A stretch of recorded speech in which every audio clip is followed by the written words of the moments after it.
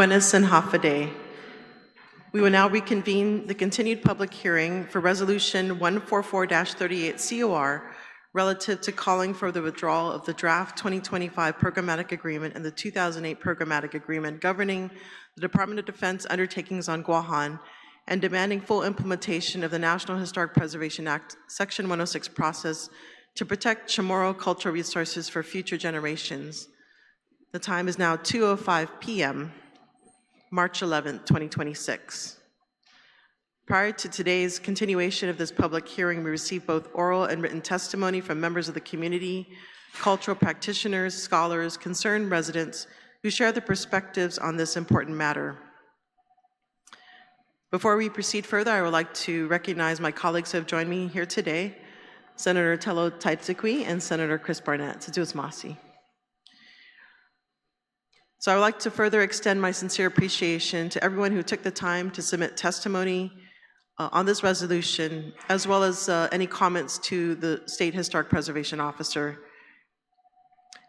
Regarding this resolution, we received oral and/or written testimony from Commissioni Fino CHamoru, Dr. Robert Underwood, Jaran Sarolu, Baltazar Uggen, David Lotz, Monica Flores, Veronica Cruz, Dr. Hope Cristobal, Maria Hernandez, Eva Cruz, Jesse Chargaloff, Keisha Borja Kitasucalvo, Cassie Bordalio, Molly Uggen Diaz, Callan Perez, and Ian Catling.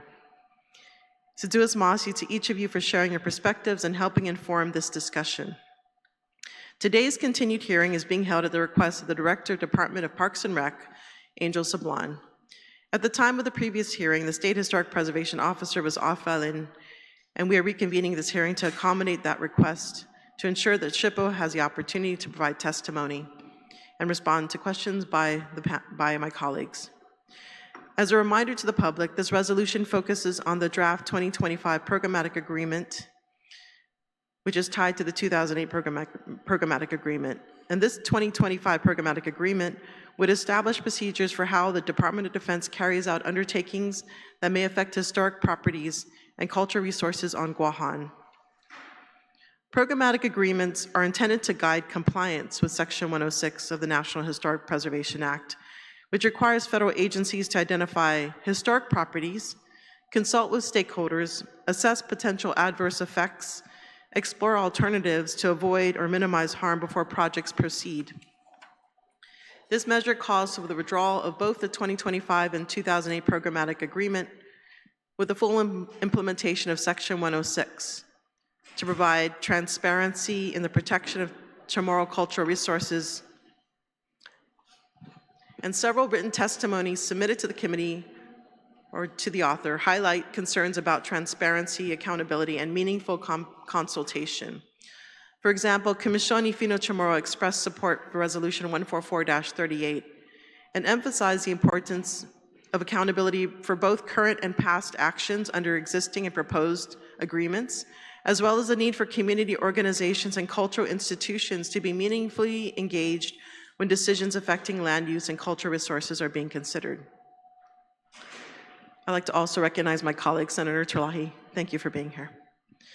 So other members of the public noted that without full accounting of the implementation of the 2008 Programmatic Agreement, it is difficult for the community to evaluate whether the proposed 2025 agreement strengthens or weakens protections for cultural historic resources.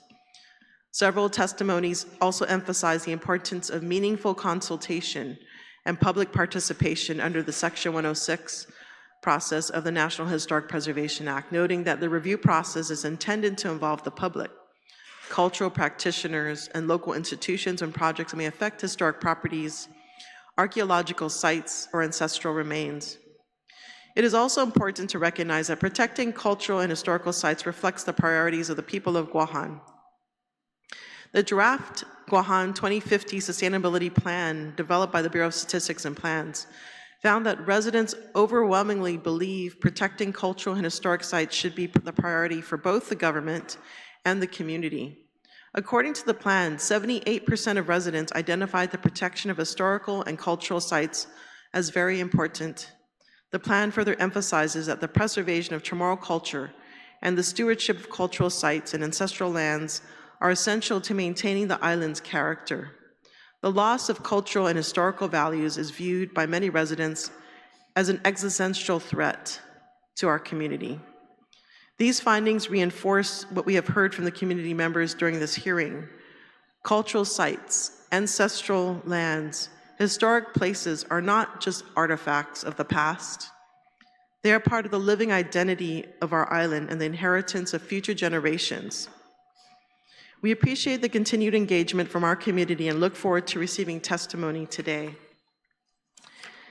So at this time, I'd like to call all those that come to testify at the table. And so right now we have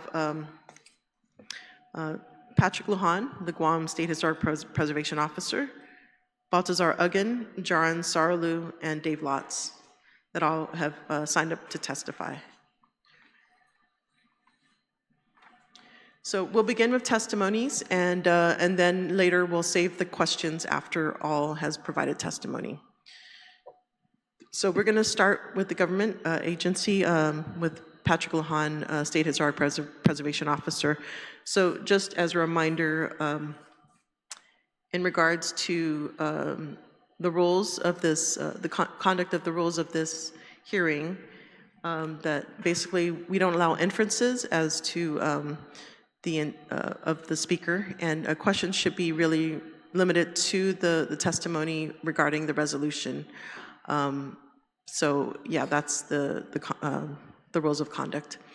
So at this time, I would like to recognize Patrick Lujan. Thank you.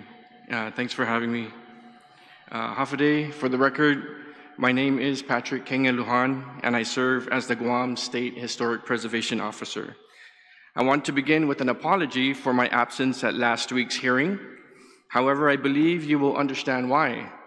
Just last night, I had the honor of bringing 4 of our ancestors home from the American Museum of Natural History in New York City, alongside our CHamoru diaspora, led by Fran Lujan, Heidi Chargiloff, Tina DeLayo, Manny Crisostomo, Judge Darnie Gogo, Jesse Bennett, and others.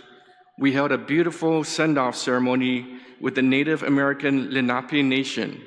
After more than a century in a museum and far longer away from their soil, our ancestors are finally back. They will eventually rest at the Nafta Manyanata once it is complete.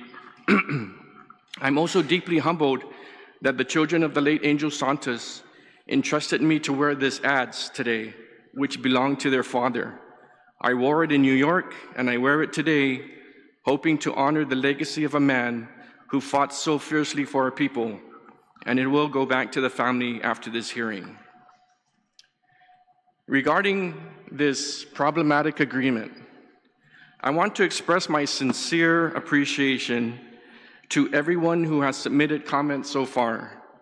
I assure you that every single voice is being heard, assessed, and addressed. Since we opened the public comment window in December, we have granted 2 extensions, totaling 105 days, to ensure everyone has the opportunity to review and comment, March 20th being the deadline. This is transparency. However, I must be honest, our dialogue thus far has been confined to formal letters, FOIA requests, newspaper banter, and this public hearing. I believe that mature professional dialogue could have cleared up much of the misinformation currently fueling public tension. I have been criticized by some who say my military background makes me unfit for this role. I disagree.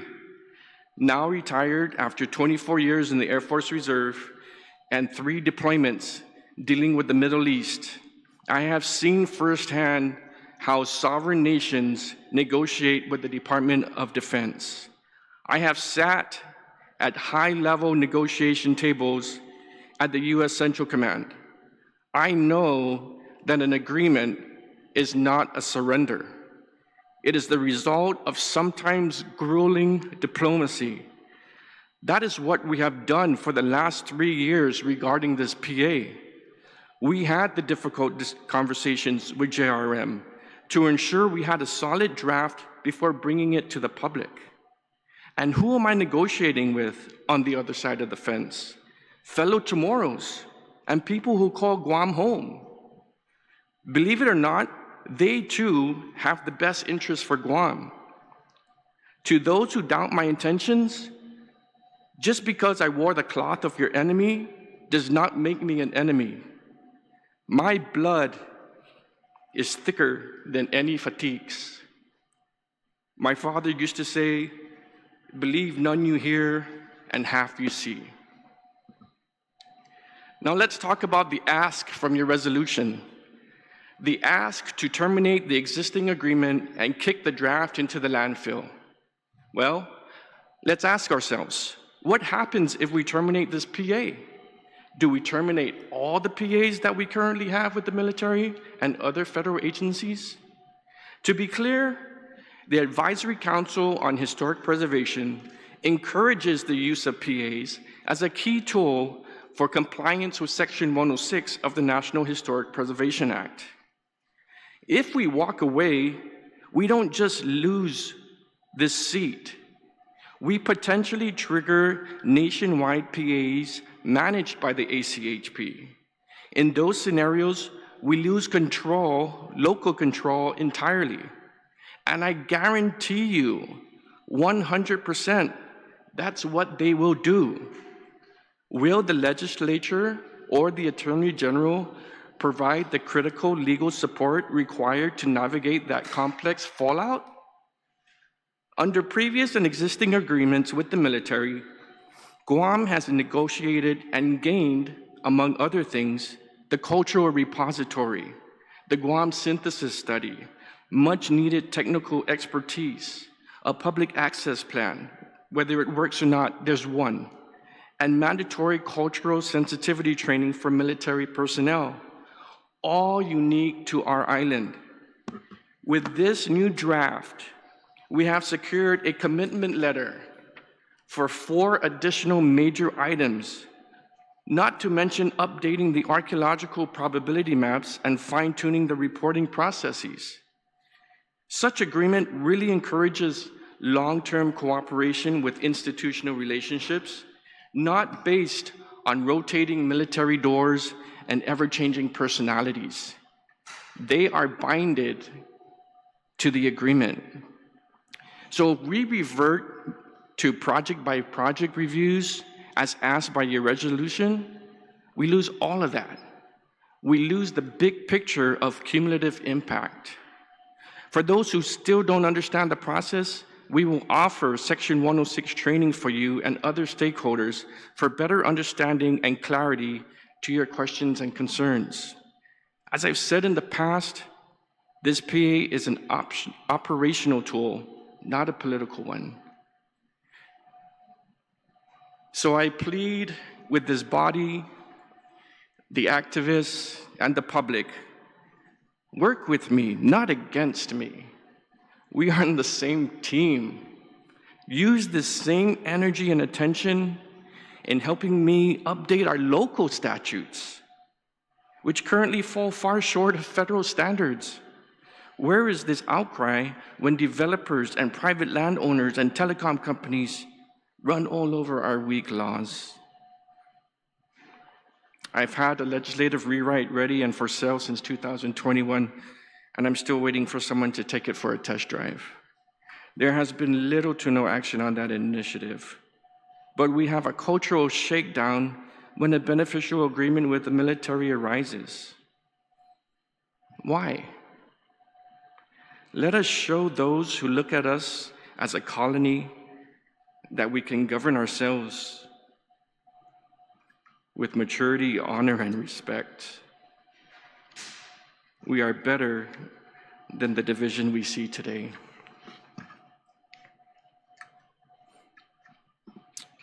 That concludes my testimony. I do respectfully ask that any further questions can be submitted in writing. I'm currently running on fumes after a long trip to bring our ancestors home, and I really do thank you for understanding. Okay, thank you, SHPO. Are you going to be able to stay for questions now? I'm really on fumes, to be honest with you. I'm working. Maybe just a couple of questions. Sure.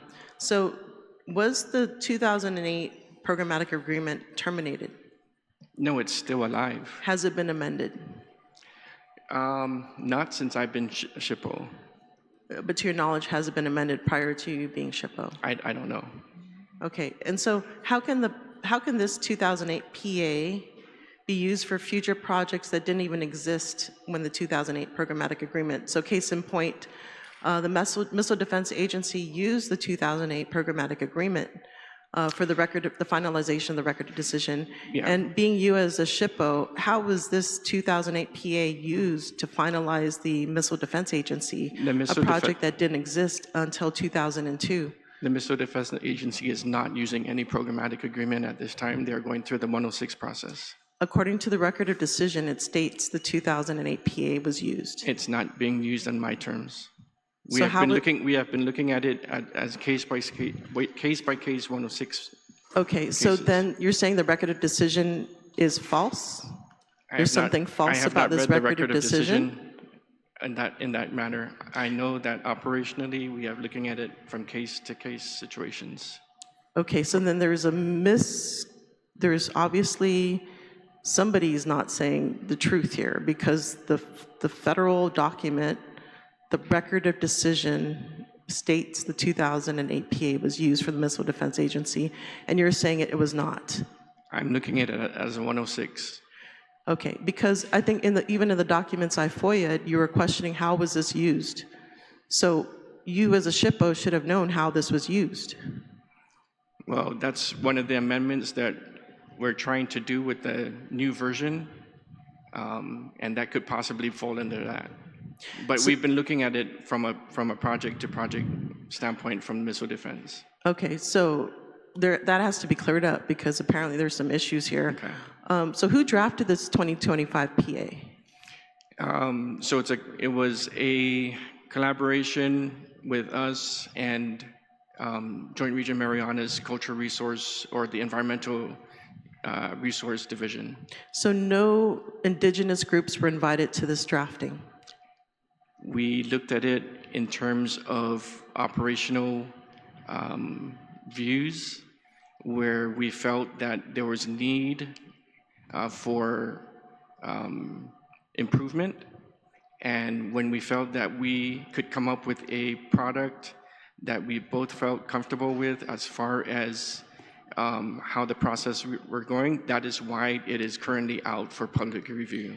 So are you aware that the National Historic Preservation Act requires the SHPO to include consulting parties, interested parties, and you between the Department of Defense made this executive decision not to include cultural practitioners, people who have an interest in historic preservation?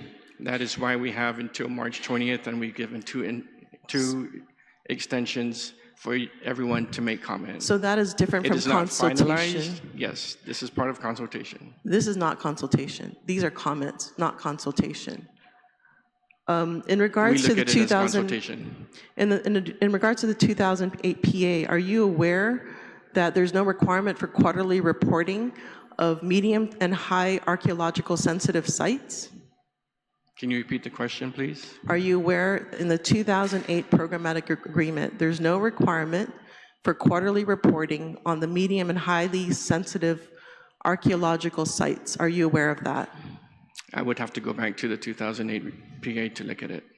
Yeah, because if you look at the quarterly reporting, it leaves out section 8, I believe C, in the medium and the high sections. It leaves only no and low archaeological sensitive sites. It leaves out the reporting of any notification to SHPO regarding any work plans or archaeological recovery of the high sensitive, archaeological sensitive sites. Do you support that? Do you support that omission of leaving out these quarterly reporting requirements of highly archaeological sensitive sites? Do you support that? I support them reporting everything. Okay, so In that case, are you aware that this draft 2025 programmatic agreement retains that omission? It carries over that loophole where the stipulations does not require quarterly reporting of highly archaeological sensitive sites. So you would be opposed to that? I would be opposed to that, yes. Okay, so that's one of the that's one main issue, one big loophole. And in looking at some of the FOIA documents, that has resulted in the destruction of cultural sites. In just the one instance I saw in the documents that I FOIA'd, there was a destruction of sites because of that. Are you in agreement with default approval after 30 days have lapsed without a response by SHPO? That is in line with Section 106 processes, so it mirrors that. Whether that's a federal guideline that, even though I don't agree with it, that's what the federal guideline says. So what that means, that's basically we're allowing non-consultation to exist if a SHPO doesn't respond. I mean, how can that be aligned with the National Historic Preservation Act? Going back to 106, it is deemed approved if the SHPO's office does not respond within 30 days, correct? Okay, so do you think that's the appropriate way to manage our historic sites? You know, for Guam, you here sitting before us, you know, talking about how important our historic and archaeological assets are. Do you think this is the best method forward to protect something that's so irreplaceable? Despite, that's where we need to act within 30 days. Because by federal law, if we don't, then it's considered concurrence. But couldn't this programmatic agreement be better written so to, you know, these are just minimum standards, right? We're talking minimum standards. Guam, you know, when we talk about other laws, we can be more So you're rigorous. asking to soften the 30 days and make it longer? I'm in Or just agreement no to that. automatic approval, right? I mean, why is it that we can't have the consultation opportunity because, you know, we didn't see it within 30 days? Why are we letting it go, basically, because time has lapsed? But, you know, for us, this is really critical. I mean, if we really want to protect the historic sites, why are we letting non-consultation be even an option? Then that's when we need to act within the 30-day time frame. But why can't we include that in a stipulation if we are going down this programmatic agreement route? I think, ma'am, you can make that suggestion, and we'll take a look at it when we evaluate all of the comments. Again, it may come down to a legality issue where if it doesn't legally go in our favor, but we will take a look at it. Okay, so in this 2025 draft, you stated in one section, the duration, stipulation 17, this PA shall become effective upon execution by either signatory and shall remain in effect in accordance with stipulation 14, which is amendment, or expiration as provided in paragraph B below. So this language basically allows for unilateral action by one signatory, and right now this draft PA only has two signatories. It's you, the SHPO, and it's the Joint Region Marianas, the commander for Joint Region Marianas, which is at this time Brett Midas. So this could potentially allow for unilateral action. In the 2008 agreement, it required all signatories for this document to be legally binding. Did you write this? Did I write what? Did you write the fact that only one signatory need only make this effective? No, it cannot be just one effective. That's what it states here. We'll change it. Have you looked at the fine print in this? We'll change it. So you did not write this? Not that portion. So who did? Well, there's only two parties you mentioned, the Department of Defense and you. So you did not see this when you submitted this? If it says that, we will change it. That's not an agreement if it's only unilateral, straight up. Okay, so then, without this type of questioning, this could have gone through without any kind of, this is like a safeguard that's being removed in the protection of our historic sites, our cultural assets. Are you willing to, because this 2008 Programmatic Agreement is a 50-year agreement, so we're 18 years, roughly 18 years into this Programmatic Agreement. Is there an opportunity to sit down and have a roundtable and discuss this with the public invited, rather than hope the comments get incorporated? Because at this time, we don't know whether or not comments are going to be incorporated, no matter how good they are. And we've had experiences in this community with the, with the EIS, for instance. And I'm sure you're well aware. We talked about how we're going to have housing issues when the MIT came out. And look what happened. There was no meaningful response to housing. And, we know our community is well informed and they are very concerned. They're highly concerned. And, it's important that we as a community are able to be consulting in this draft. It's a huge document because it expands the scope to even future land acquisitions. And that's maybe a nice word of putting it. We don't know if that includes eminent domain. So I want to comment on that one. So even if there's a provision of future land acquisitions, if those particular lands were never previously surveyed from an archaeological standpoint, we will assure that that would have to be done before anything would be conducted. Yeah, and so that's the other thing. There's nothing in Appendix B. So, yeah, even my previous predecessors, Public Auditor B.J. Cruz, who wrote a very similar resolution.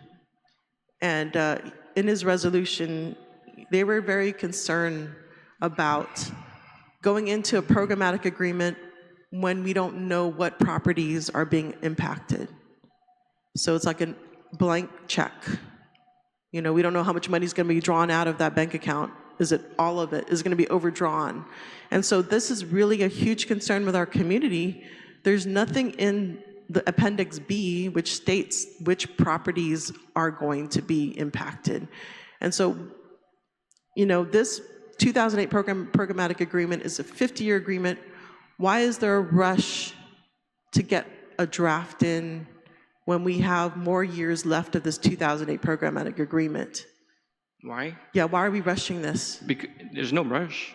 We can operate off of the 2008 PA for the whole 50 years. What it is it's we made it better and smoother. This is after 17 plus years of operation. And so if the public feels that we can stick to the 2008, we're going to operate off of that. I just feel that the 2025 is a better version. Why not look at what type of agreements we've worked with, no matter who the partner is, and come up with better processes. And in the meantime, able to get other things out of it from a negotiation standpoint. So, you go back to negotiation. We're not really reinventing the wheel with the new PA. We're just making it better. Even the reporting, where their quarterly reports, there's a small change of processes that would be, instead of after the fact, it's before the fact, and we put that in there. But it's still leaving that loophole for the medium and the high. It's gone. It's still retained. So it still has that loophole, which we know has caused adverse impacts, the destruction of sites irreversibly. We'll take a look at it, Senator. I'm here for the same purpose as you are. I don't want any destruction of our cultural resources. Please do not think that I'm, okay with any type of illegal destruction or any of this. I am here to fight for that as well. Okay, So if you're finding these things, and this is why we were okay to extend the review period, because maybe you saw something that I didn't see, and that's great. We'll look at it and we'll change it. So, please, that's why I'm asking, let's work together. We don't, if you're trying to catch me that I don't know things, I may have, come across as looking at different, and if I'm okay, you tell me, hey, Patrick, this line right here looks strange. We'll take a look at that, how strange it looks, and we'll fix it. It's not too late. So I was going to tell Baltazar some of his comments. It was great. We're gonna take a look at his recommendations and make this as best as possible for our island. Are you open to having a roundtable? Because otherwise, we don't know. That's fine. I'm open to a roundtable. Okay. So that's important to hear, because our community really needs that relief, that we need to see. Senator, my door has always been open. And whether I get a lot of emails, and I apologize if I didn't respond to some, but there's a lot of issues that are going on that people don't know, and we're trying our best, and this is a big piece, no doubt, and that's why we take some time to talk about it and accept every single email that's come through, and we will respond to every single email that's come through. It's important. It's important to our community that their voices are heard. That's why we went beyond the 30 days. We extended it 45 days and another 30 days. But I think we've got enough time to gather the data and the information and the input that we can take it back.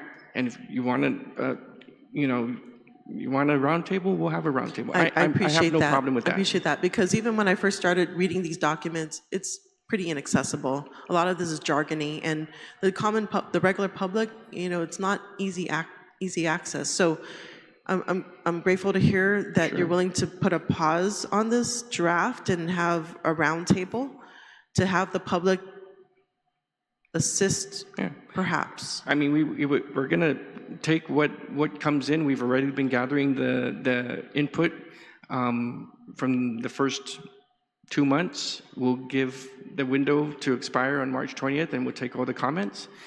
We've already evaluated, on what is your normal supportive comments as compared to what exactly could be adjusted within the draft. So we're already evaluating those things. So in regards to roundtables, we're going to have to move that deadline further, because if we're going to host something, it has to be publicly noticed. That's fine. So the March, and we'll provide the comments that has come in, so that everybody sees who we don't have.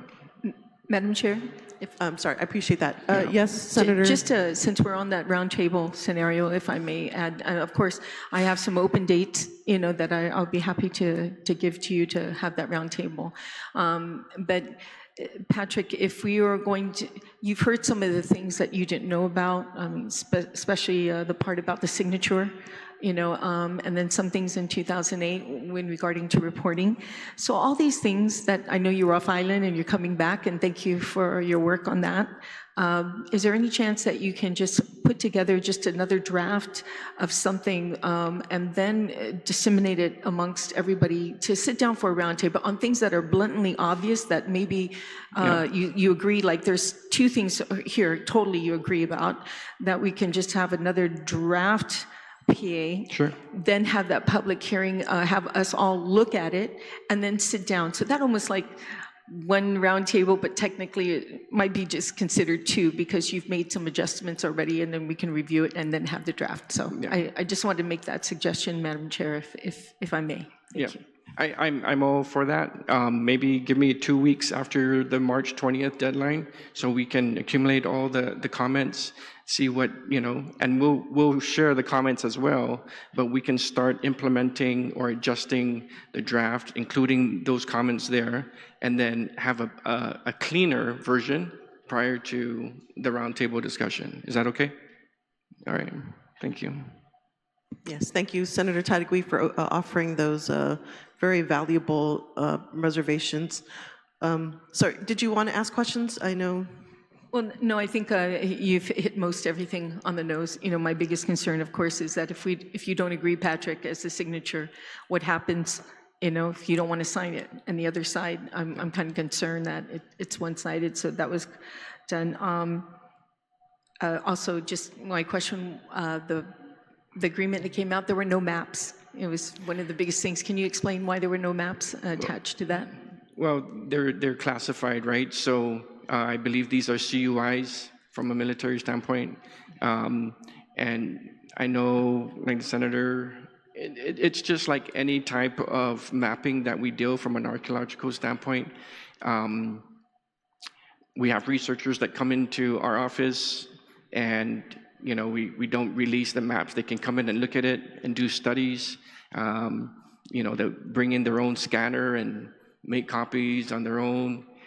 In this case, it's no different from if it was your property and, to publicly come out and present, okay, here's, really there's a federal law that tries to prohibit looting, right? If you see a area that has high probability, so that's one of the things that we try to protect. Yeah, there's nothing actually stopping that. People have Google Maps all the time. We can zoom in on that area, and I don't think that is classified. And if we can just see the area and what these maps are pertaining to, we can just get a simple Google map just so that everybody else sees it. I mean, the Google Maps are really, that's surface. Our mapping is from an archaeological standpoint, right? From subsurface previous testings and surveys. So that's how we come up with what the level of probability is. And even then you have gray areas that we debate of, what is the line between low and medium? What's the line between medium and high, right? So that's why within the language, we say that with anything that we have agreed that is considered medium and high has to be gone through, it doesn't fall within the PA. It's only low to no. So anything that's medium and high has to still go through like a 106 review. Okay, thank you. But if we can just know the area we're discussing, that'd be very helpful. Appreciate, by the way, if I didn't mention earlier, extending it, the letter from Senator Perez and I asking for an extension. Appreciate that. And then now knowing that we can have this roundtable is very reassuring to everybody. And I mean, because this is hitting hard to our community. We've been down this road before. In fact, I was there when we did the 2008 Programmatic Agreement with Governor Calvo's office, Arthur Clark, as well as the previous SHPO, and discussed this. But yeah, now that I have your understanding that what we're doing in this 2025 Programmatic Agreement is basically adjusting the 2008, like Correct. You said, and cleaning up and taking care of the loopholes. Correct. And making it a better one. Yes. And I appreciate you stating that for the record. And I'm holding you to that, Patrick. Yes. That's the whole purpose why we're here.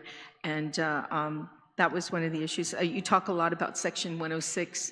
I'm digging more into that. Even myself, I don't know very much about Section 106 and looking at the 36 CFR as well as the, with the 800 regulations that's incorporated in that. So it's quite extensive.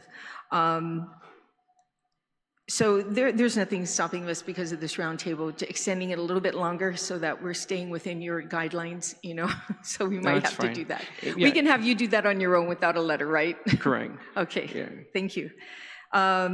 It's just the new processes that we have within the draft doesn't kick in until actually so we're still going to be operating off of the old processes. Okay, yeah. And what are the consequences if JRM and SHPO or both parties violate the Programmatic Agreement, the current one?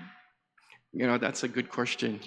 I asked myself that too on what, and so I was intending to reach out to ACHP and say, okay, what's the ramifications if a federal agency violates any type of stipulation or or PA. So I'm still going to do work on that.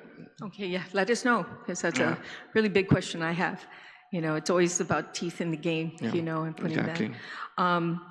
Other than that, you know, that's pretty much, I look forward to this roundtable and offering anything I can do with dates to coordinate that. Thank you, Madam Chair, for the opportunity.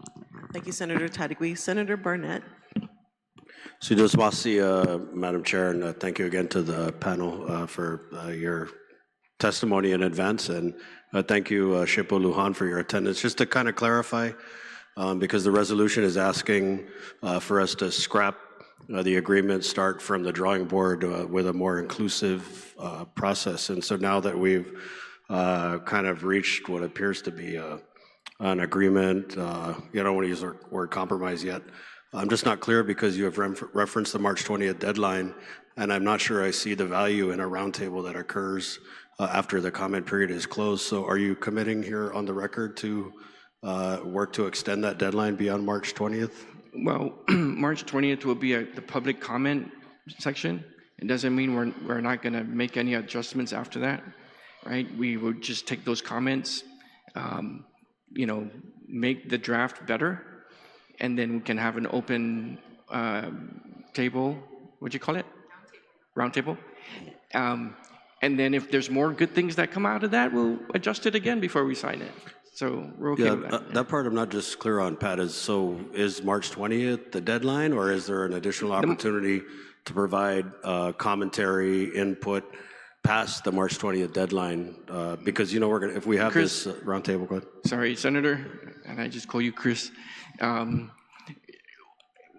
We're always open for comment. How about that? I'm never gonna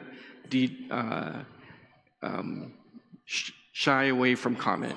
Even if we have an agreement, even if we sign it, there's amendment clauses that we can make it better. That's why we are in this state now, because what we in 2008 thought would be a great agreement, you put it into practice, and then you find out that there's little, you know, things here and there that is not working out quite well. And, you know, instead of band-aiding it and amend it here and amend it there, that's how, I mean, you guys are pros at this. When we always amend laws, sometimes you just have to create a new act with a cleaner version. So that's what we're doing here. Yeah, and I think the argument, at least, you know, on this side of this issue, is that the document's so voluminous and it's very hard for the public to get an idea of some of the significant. It's not easy. It's not easy. I mean, changes, you know, again, you know, it's meant to accommodate the operational side of the business, right? So we're not doing this technicality thing on purpose to confuse anybody. It's just technical terms within our field. That we understand it, and I hope that I will be able to help and simplify it for the public to understand. Yeah, I hope so, because, you know, in some of your testimony this morning, this afternoon, you've at some points talked about how difficult it is to make changes, and then in others, you very quickly said, oh, we'll change it, we'll do that, we'll take a look at it, and we'll change it. So, you know, I just worry because... Well, now's the time, right? Yeah, because you know, the black and white of it is after the public comment deadline. Well, we're not going to sign it. Yeah, we're not going to sign it until after our roundtable. I just want to ensure that we can get as much input, because I'm still of the opinion we scrap the whole thing and start from point zero and involve all the voices and all the concerns from the get-go, because I think just the process in itself is skewed and it favors Joint Region Marianas, you know, and it is what it is. So I look forward to the roundtable, but more importantly, I want to preserve the ability for our people to make meaningful input and to ensure that this input is incorporated into, you know, some final version of the problematic agreement. So, absolutely. Mr. Chair. Madam Chair. It's okay. Thank you, Senator Barnett. Senator Terlaje, you're recognized. Okay, so maybe just one more quick question, Patrick. So you mentioned that, you know, it took 3 years for this PA. Is that correct? You were stating it took 3 years? No, the conversation has gone on for 3 years. It's not something that we, you know, spoke on consistently, but we identified the need to have a better product some years ago. And so the dialogue started every so often and say, okay, let's amend it. Like, hey, let's put a new product out there. And with that, so this is our best foot forward right now. And with the public's help to look at it from different eyes, because I myself, not only this, but other documents have seen it, and I need a different perspective. And so that's why we're open for this, to get all the other different types of perspectives. Yeah, I mean, the reason why I asked is because I think the public needs the same amount of time to assist with this. I mean, or whatever amount of time you've given, consulted with the Department of Defense. I think we, the public, should be granted that same amount of courtesy, considering the gravity of this document, the gravity and it seems. So you're asking for 3 years? Well, I don't, definitely not by end of this month, right, or end of April. I feel like we need more time than just after a roundtable. I think there should be more time than, reasonable, of course, reasonable for the public to be consulted. I think whatever that time amount is, I don't want to put a hard stamp, right, for instance, but this is about protecting, our heritage, right? I think this is about protecting this for future generations. And so the time we put into this, I mean, we are getting the public aware, and we really need this opportunity. So it shouldn't be just roundtable done, right? I feel like we need more voices to the table. So that's my ask for you. And so the only thing that, Senator, I mean, we're never going to get 100% buy-in, right, in anything. So I guess we can talk about it as time goes on and see where there's some mutual understanding and say, okay, let's go with it. At the end of the day, we're gonna have to make a decision. In the meantime, we're still operating off of the 2008. okay, yeah, and this is a 50-year agreement, so like I said, there is time, right? There's time for drafting. Well, even if it was a public 5-year involvement. agreement and the expiration was coming up, we'd have to move fairly fast to either extend the status quo or do something else. Yeah. Sorry, I'm going to recognize Senator Terlaje for any questions. Thank you. Yeah, I just want to talk about the kind of underlying premises. I want to hear, of course, from all the panel, because I guess this is where I disagree with you. And I respect all the work that you've done, but I just really do not agree with the government of Guam, one single person representing the government of Guam going into negotiations with anyone for the benefit of all of us without checking what is it that we can do better according to all of us. And I know you said you want to do a 106 training process for us because nobody here knows what they're talking about. I completely disagree with that. I think we have real experts in our community, and they became experts because of the previous programmatic agreement that we had to go through. And I just want to make sure that you're familiar with these processes that we went through. I know you've been acting SHPO before, and then you came back as a permanent SHPO, but this is the core of our disagreement. We want agreements that are going to help us, of course. We want agreements that are going to help your office, of course, to review these things better for us. But we do not want agreements necessarily that just make it convenient for someone else to get default approvals from you, from us, because we couldn't negotiate anything better. And that's where I feel like we get it backwards. If we want to negotiate, then you want the people behind you before you even get into that room. You don't want to put it out in public, oh, this is, we have a big disagreement now in our community. I think this is what we were able to do before. We had a SHPO at one point because of public outcry who called us all in, senators, public, community, lawyers, everyone who wanted to be, to come in and give her our best ideas. And we were able to get some of those in, not all, but some.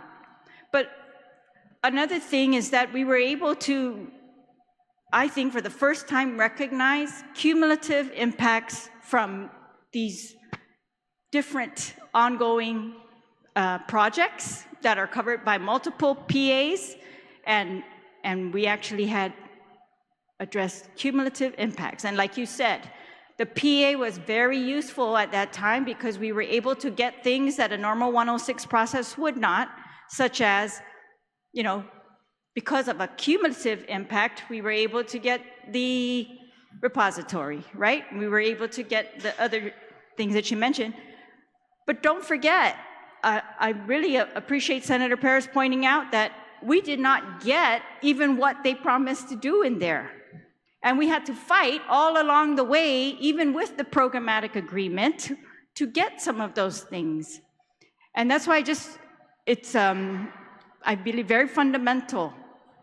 We want to go into negotiations with these people who are bringing their experts. They, trust me, have been working on this for years, and they've got what they know makes it easier for them. That's especially these default approvals, especially the no way for you to request any extensions if you're overwhelmed. And they know the bulk of projects that they're sending up to you. And that's why I feel like it's so very important that we not say, well, that's the law and that's the minimum requirement. It should be the opposite. This is the minimum requirement. And the reason we're entering into a PA is because this is such an expansive project. We need additional time, or we need additional, and that's what we try to negotiate with them, a better process than the minimum default process. So in some places, maybe you have that, but when this PA was announced, a comment period, I really appreciate you actually announcing a comment period. I just don't think a comment period is the same as consultation. And at that time, can you just explain what is the, somebody had testified and now I got confused. Was this sent to the governor's office for her action or for her to comment on it or anything like that? Yeah. Why is it, what was that process? Yeah, so there's no action that's been taken at all. They being Adelup Legal, But you submitted it to Adelup Legal for review? Is that the review that this is going to get? They will get a copy, of course, yes. You know, it's gone to their military, what is Vera Tapashni's group? I forgot. I'm sorry. But for what purpose? Yeah. They have a direct... You were soliciting comment from, or input from them after you finished negotiations? Same period, right? So, you know, this is for every entity to submit comment. I do want to clarify 3 things that you said, Senator. Does the governor then have a role in this? Not right now. All right, so you just sent it to their office, the same as you sent it to the public for your formal comment period? Yes, ma'am. All right. Is that good or bad? I don't know. Well, it's one way to do it, I don't know how you're going to view it, It's though. one way to do it where you finish your negotiation and then you ask for our input. I think I'm just trying to impress upon you that I think we have learned from the past that the better way to do it is to get the experts in our community to give their input. Yeah, ma'am, to that's get what- those who that's what we're want doing right to now. do better than we have done in the past and get their input. To get those who feel like dissatisfied with the current process and let's get to the root of that. Like, what is it that is, you know, bothering us with this current process that we've got under the other PA or you know, the others? Sure.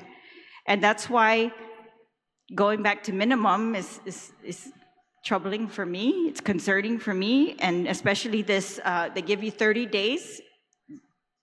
They don't allow extensions. They give you, they will dictate whether they update the maps, the sensitivity maps, they do that, and they dictate That's their product. based on your comments, yes, but those products are what they use to determine how much notice you're going to get, whether you get notice at all, and it's their product. That's what I'm saying. This is a process, system. when it comes to the probability maps, is actually better than the 2008. Okay, that's great, but is it going to be good for us? Can we get better? Is this You can always get better than the 2011? It's different. It is. So this is the thing. Can we just get a list? I couldn't get your testimony. They said it's not being passed out until after the hearing. I'm not sure why, but I would like to get a list of what you say are the changes, what you've negotiated because of cumulative effects, and what changes to the 2008 process are in here, and what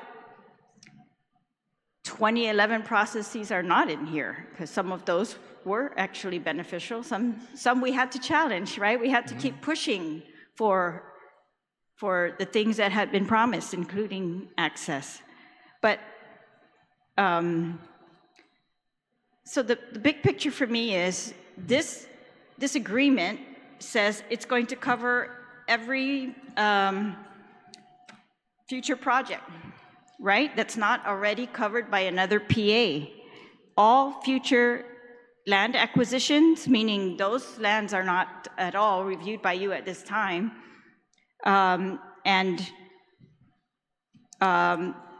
when that happens, there's future projects, future land acquisitions, they're going to do the sensitivity maps on those, they'll give it to you, and then they will use this PA to say, because we deemed it to be low sensitivity, this is this is the process we follow. And I just think it's not enough ability for you. All over this thing I've marked up, no, because the SHPO should be according to you, or it should be according to you, or that you should have a period if it can't get it done in 30 calendar days. And maybe for other people, we can say 30 calendar days is reasonable, but for these projects, for all projects in the future, we don't know the bulk of those, right? And that it's just like the 2011, we realized that was going to be such an enormous, overwhelming amount of projects for you to review in 30 days. Yeah. And so that's really my big concern. And I think we can do it, Patrick, and even, roundtables are kind of awkward, but I'm just saying, it's so much better to get the input to, you said,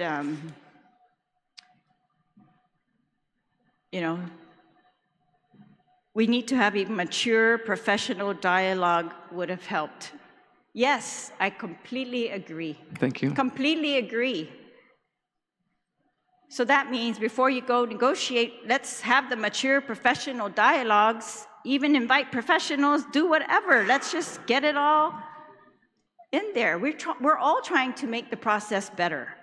And I think just pitting us against each other that way is not for our benefit. And it makes it very hard to move forward. But and then, we're going into this roundabout discussion about the sensitivity maps, the maps that are not in here. You're saying, because they're trying to prevent it from looting. And we've had exactly this discussion on the 2011 PA. Mm-hmm. We're talking about properties behind fences, behind guards, in military bases. And we want to tell the people of Guam, we have to protect them from knowing what exactly is in there, because they might go on base and loot those properties. It sounds so ludicrous, and that's why anywhere where, this is your knowledge. This is the knowledge for the people to know. It's for them. Otherwise, we're just wasting paper and wasting time for the military to know what cultural assets do the people of Guam have. If they're the only ones that are going to know, this whole process is useless to me. So I think there's ways to make sure that your hands are not tied and that you have some discretion, and that the people of Guam, who have every right to know about their history, their cultural assets, that they will be able to know that. And that's what I feel we have to make sure we can do in here. And it's so very obvious to me that, you know, we have places that are subject to looting, and we have places that will never, ever be subject to looting as long as there's a military base with guards on it. And that we should know what it is that they covered up, what it is that they built on top of, what it is that they removed. We have to know all of it.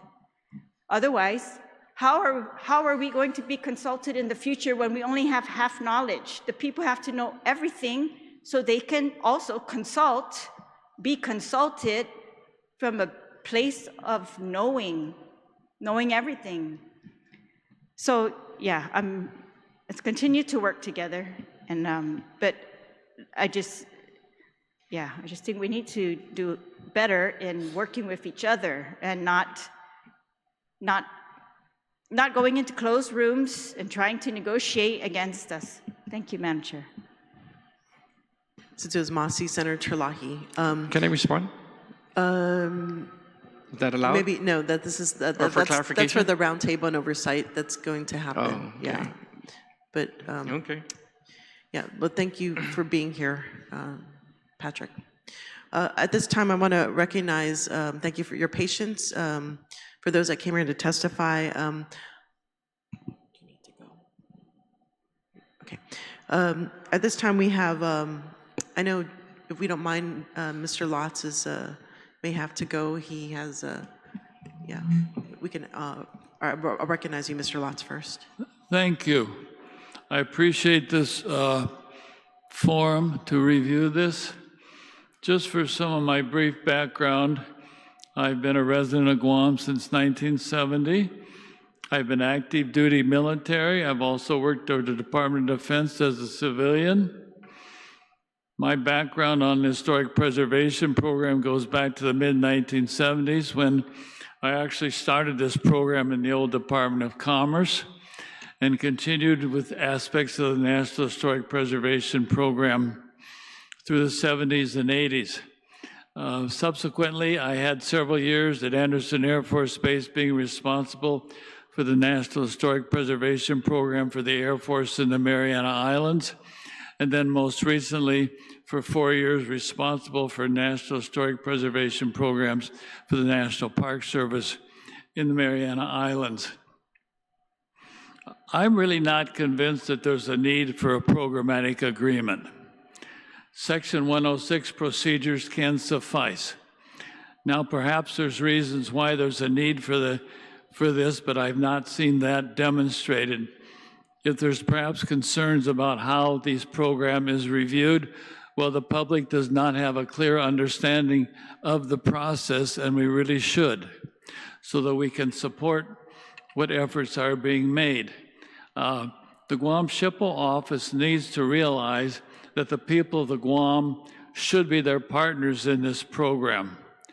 Regarding public participation, Section 106 regulations that control this aspect mentions the public 62 times. That is the governing regulations. This programmatic agreement does not mention the public once. I also do want to say there is flaws in prior programmatic agreements, such as the 208. There's a simple one-liner in the 208 agreement, 2008, that led to this destruction that our previous SHPO signed off on, that resulted in the destruction of the CHamoru villages of Magua and Sabina Flores up at Camp Blas. It also seems that the annual meetings are no longer being held, and even when they were, there was rather contentious discussions of should the public be involved. Those meetings should be strictly for the public. I also do want to mention the programmatic agreement required a public access program, which took Joint Region Marianas 5 years to finally implement, and it is no longer functioning. And the excuse is that position is vacant. If the program had a priority for the military, they would transfer a person or assign it as collateral duties. But I think, to me, that is a clear indication it just does not have the emphasis that we feel. I have previously notified Patrick Lujan about this. I have not received any response relative to that program. As previously also mentioned, these appendixes are simply missing. How can we review an incomplete agreement? And also, I think we should be extremely concerned. There's a reference in the Programmatic Agreement to future military land acquisitions. A couple decades ago, it seems like when the military buildup began, there was commitments by Department of Defense there would be no land acquisition. Now we see in this document a hint of land acquisitions. That should wake up everybody to what is coming down the road that we just simply do not know. For example, out for public input now, and I think one meeting in Guam next week, perhaps a week from today, is a supplemental Mariana Islands testing and training environmental impact statement. I think it's a week from today. One meeting on Guam for more information of what's going to happen. That draft EIS, I believe, is over 700 pages long, so have fun reading the document. And also in this project, there are virtually no description of projects or impacts. We are completely left in the dark. I think it's very clearly to say that one of the reasons you have a lot of public dissatisfaction is the public has not been informed as to how these processes are reviewed, projects, where is public input solicited. The military's program of public input is put your comments on a web page form and it goes into the black hole. You get no meaningful discussion or feedback.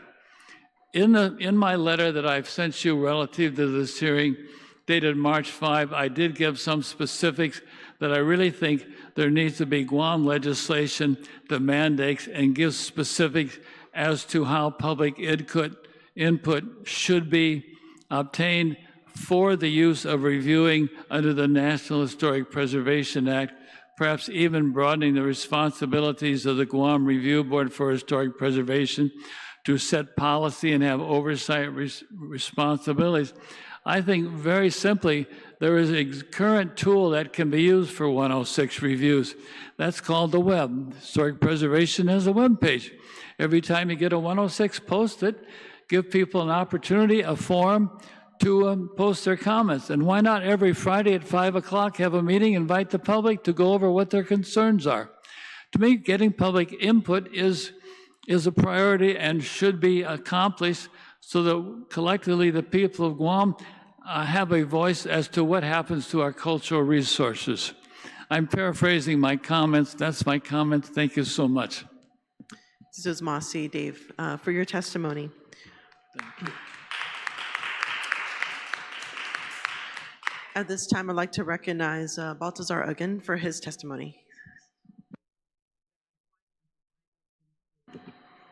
Holidays and buenas, Chairperson Perez, Senators Terlaje, Barnett, and Taitague. For the record, si Batasat Badazo Uggan, Zu, Lahin Difunto Edward L.G. Uggans and Catherine Badazo Uggan, Tautau Tomhomzu. And I stand in full support of Resolution 14438. Senator Perez's resolution is a demand for law, a demand for the rule of law. Section 106 of the National Historic Preservation Act is a federal mandate designed to ensure the public has a decisive voice in protecting our heritage. The 2008 Programmatic Agreement replaced that public voice with a closed-door policy, leaving us a legacy of broken promises. Because the military and the SHPO have failed to deliver the status reports and cultural assessments mandated nearly 2 decades ago, the 2008 PA stands in total breach. Instead of holding the military accountable, this kills me. I'm really sorry, Patrick, but I just really have to say this. The SHPO has collaborated on this draft, a legal maneuver to wipe the slate clean. We must see it truly for what it is, a strategic reset button intended to erase 18 years of failed oversight. How can our elected leaders be expected to trust a new umbrella agreement when the military and the SHPO remain in open default of the 2008 PA? The SHPO's primary role is to be an advocate for the people of Guahan. Instead, we are witnessing an abdication of that duty. On February 3rd, I submitted formal comments to the SHPO and the ACHP. In Section 7.c, I specifically addressed Appendices A and B. Despite these numerous public requests to provide these documents, there has been zero action and zero answers. Is this silence intentional? Did the SHPO review a complete document, or is he intentionally keeping the public in a strategic fog? By ignoring demands for transparency and allowing a draft with missing vital documents to proceed, the SHPO has betrayed public trust and abandoned his role as an advocate. These missing appendices drop a wide steel cage over our island. The area of potential effect is dangerously vague. Because the APE is undefined, Tun Pete's farm near Anderson could be reclassified as a security necessity without a single public hearing. And because this cage covers the entire island, families in PD and Hoggett could wake up to find their ancestral lands absorbed for naval expansion under the guise of this superseding agreement, just like the families of Sumai were after World War II. By refusing to draw a hard line on the APE, the military has turned Guahan into a playground where farms and forests are treated as disposable.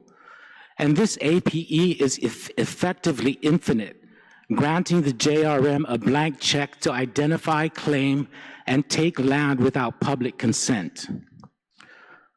The most alarming part of this draft is exactly what is not being said.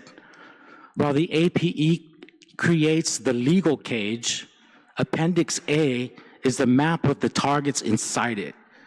The map detailing JRM land holdings and potential required lands remains hidden from the public view. Why? They will claim national security, but whose security? The citizens of the continental US? It certainly isn't ours. Until we have a voting representative in Congress and 2 senators in the Senate to fight for our rights to life, liberty, and the pursuit of happiness, we are not truly part of the democratic fabric of the US. For us in this unincorporated Pacific territory, true security is the safety of our water, the health of our soil, and the preservation of the culture that makes the Marianas a home worth fighting for. This PA is a land grab in disguise. We don't need hiking trails to lands we can't access, or studies of caves on lands stolen from indigenous families. We need the law. For 30 years, we have lived with the Toxic 12, a dozen major sites of military contamination across our island. While the 2008 PA sat in breach, these toxins didn't wait. They leached into our soil and migrated into our water. Because the military expects a fast pass through our history, while our northern aquifer is poisoned by their legacy, it is time they pay the real debt. $20 million for the Nafton Manyanata to finally lay to rest the ancestors collected by Hornbasso and those unearthed at Magwaf, Sabaranfading, and Tailalu, who remained in private labs. $55 million for water remediation to treat dieldrin still appearing in our wells decades after it was identified. $100 million for PFAO's soil remediation to stop the forever chemicals from destroying our primary source of life. The EPA itself raised the alarm in June 2025. They warned that the construction for military buildup is disturbing buried PFAs and releasing it into our water. We are paying for their progress with our health. And one more, which is probably the most the hardest debt to satisfy, and is probably the most egregious debt, is the immediate return of ancestral lands to the original landowners. To the senators who have not signed on yet to Resolution 144, because the PA, the 2025 PA, seeks to legalize the seizure of our history and our land, I urge you to stand with the sponsors. We must demand a return to the transparency of Section 106. Rejecting this umbrella PA is the only path that ensures Twin Pete has a fighting chance to save his farm. It is the only way to guarantee the families of Petey and Hoggett and villages across the island can still pass down a sacred inheritance, not a toxic legacy to the generations that follow. Senators, we are asking you to choose our people over a strategic reset. As our elected leaders, you are our only shield. Sidros Masi.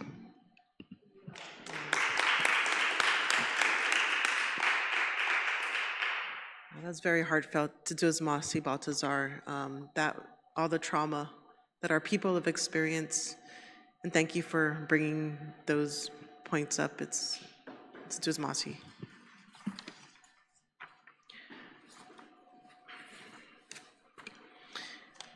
So I'd like to recognize Jaran Sarlu at this time. Thank you very much, Senators. For the record, my name is Jaran Sarulu. I'm from the village of Jigo. I've been born and raised on Guam for about 20 years now. Firstly, I would like to mention how unfortunate it is that I don't see any co-signing or any sponsorship from Senator Shirley Calvo, as she's the committee, the chairwoman of the Committee for Historic Preservation. I would reckon this would be of interest to her, but it's unfortunate that she can't be here. So, to reiterate, this is more of a continuation to reiterate what I was saying from the last session. To continue on to mention all the loopholes that I find in this programmatic agreement that Mr. Lujan says that is better than the 2008 agreement, which, quite frankly, I don't see how so many loopholes in this agreement would be better than what we already have. So, to firstly mention, I also have copies here with me of the National Historic Preservation Act as well as the Archaeological Resources Protection Act, both of which is accessible over the internet. However, it's a really long read, and quite frankly, a lot of the jargon in there is inaccessible as well. But so, okay. So I would like to mention firstly about stipulation 8A3, line 3. Quote, if a previously approved work plan exists for a relevant prior project, either same location or same activities, that plan may be cited to fulfill the requirement. That plan, I believe that it should also be based on, from an archaeological standpoint, it should be based on a shovel test down 1 meter for every 15 meters for all undertakings. To also mention stipulation 9A1, in the case where a previously unrecorded resources are encountered during construction or other undertaking, the CJRM will adhere to the following, quote, halt work in the immediate area and fully record the resources, taking reasonable measures to protect the find until consultation is completed. The CJRM will notify the SHPO of the lead. Firstly, the PA does not mention exactly who will be fully recording the resources, nor did they mention any time frame of the CJRM notifying the SHPO of the finding. Continuing on to line 3 of the same stipulation 9A, if the CJRM determines the fine to not be eligible for the National Registry of Historic Places, then the project will proceed following documentation of the discovery and completion of a SHPO site form. The CJRM will submit a report of findings to the SHPO following a completion of ground disturbance. So firstly, it doesn't mention consultation with SHPO on whether a fine should be eligible for the NRHP. Quite frankly, in the National Historic Preservation Act, that should be the duty of the State Historic Preservation Officer to determine whether something can be something is eligible to be under the registry, as well as the CJRM itself also has no right to determine that solely on its own as well. And stipulation 11, quote, the SHPO may request an audit of activities carried out pursuant to this PA. The CJRM will cooperate with all document requests, provided that it will not result in delay or loss of military construction or other funding or mission execution. The signatories recognize that mission, operational, or other matters of national security may affect the schedule of any deliverable. However, in this stipulation, there is no time frame set, nor any mention of releasing the audit to the public, which should always be sent out to the public at least once a year. And then moving on to stipulation 2, which is the standard operating procedure for human remains. Quote, the installation CRM, the Cultural Resources Manager shall confirm that the skeletal remains are human. If the installation CRM is unable to confirm the remains are human, they will seek the opinion of a professional trained in the identification of human remains, such as an archaeologist, physical anthropologist, or a forensic specialist. If the skeletal remains are identified as human or human cannot be ruled out, then proceed to step 3. Quite frankly, I don't think the Cultural Resources Manager should be determining whether remains are human or not, much less examining them in the first place. I believe that if there is going to be any undertakings, there should at least be an SOI qualified osteologist to take over any examination of any remains and determine whether or not they're human. And then following was stipulation 2E1, line 5. If the skeletal remains are determined to be older than 50 years and not associated with World War II, quote, if a local organization or family or agency expresses an interest in participating in the consultation process, they must submit a written request expressing their desire to participate and identify their relationship to the remains. All comments received during consultation will be considered in final making disposition determinations. Though it does not say in what way will the CJRM or responsible persons will inform the community or interested parties of the remains. So the question remains, how would these people know? And what lengths is the CJRM willing to go through? Hopefully, Patrick, Mr. Lujan here can answer these questions and clarify further with these statements come the round table. I would like to also mention that the fact that as for the maps themselves, prevention eluding is no excuse at all to exclude maps from the programmatic agreement, because essentially this is all land is under the people of Guam. The people of Guam, this is their home, and quite frankly, we have every right to look and see through these things. And I know that it's accessible through SHPO though. However, it should be already present in the PA itself in the first place. Another question is that, as we've mentioned, a round table, how much further, I would like to, the question still remains is that, how far was SHPO is going to go through with this PA? Should we not have mentioned a round table? Should we not have mentioned any public input or consultation with the government of Guam or the public or any interested parties. And pretty much that concludes my testimony. Thank you very much. So Masi Jaran, I know this is additional to the testimony you provided that very first day, and yeah, it seems like every time I read it, there's something new that comes out of it, that there's more loopholes that are showing, so that's why it's really critical for the public to have eyes on this. Okay, this time I think, is there anyone who are here that would like to provide testimony? I know you submitted written testimony. Ian, did you want to provide testimony as well? Oral testimony? Okay, yeah, feel free to come up. And then is there anybody else, Callan? Jesse, are you here for testimony? No, okay. Yeah, there's mics for both of you, so if you want to.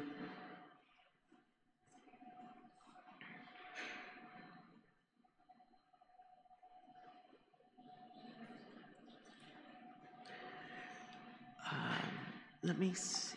Do you have further questions? Therese, do you have further questions? Sorry. Do you have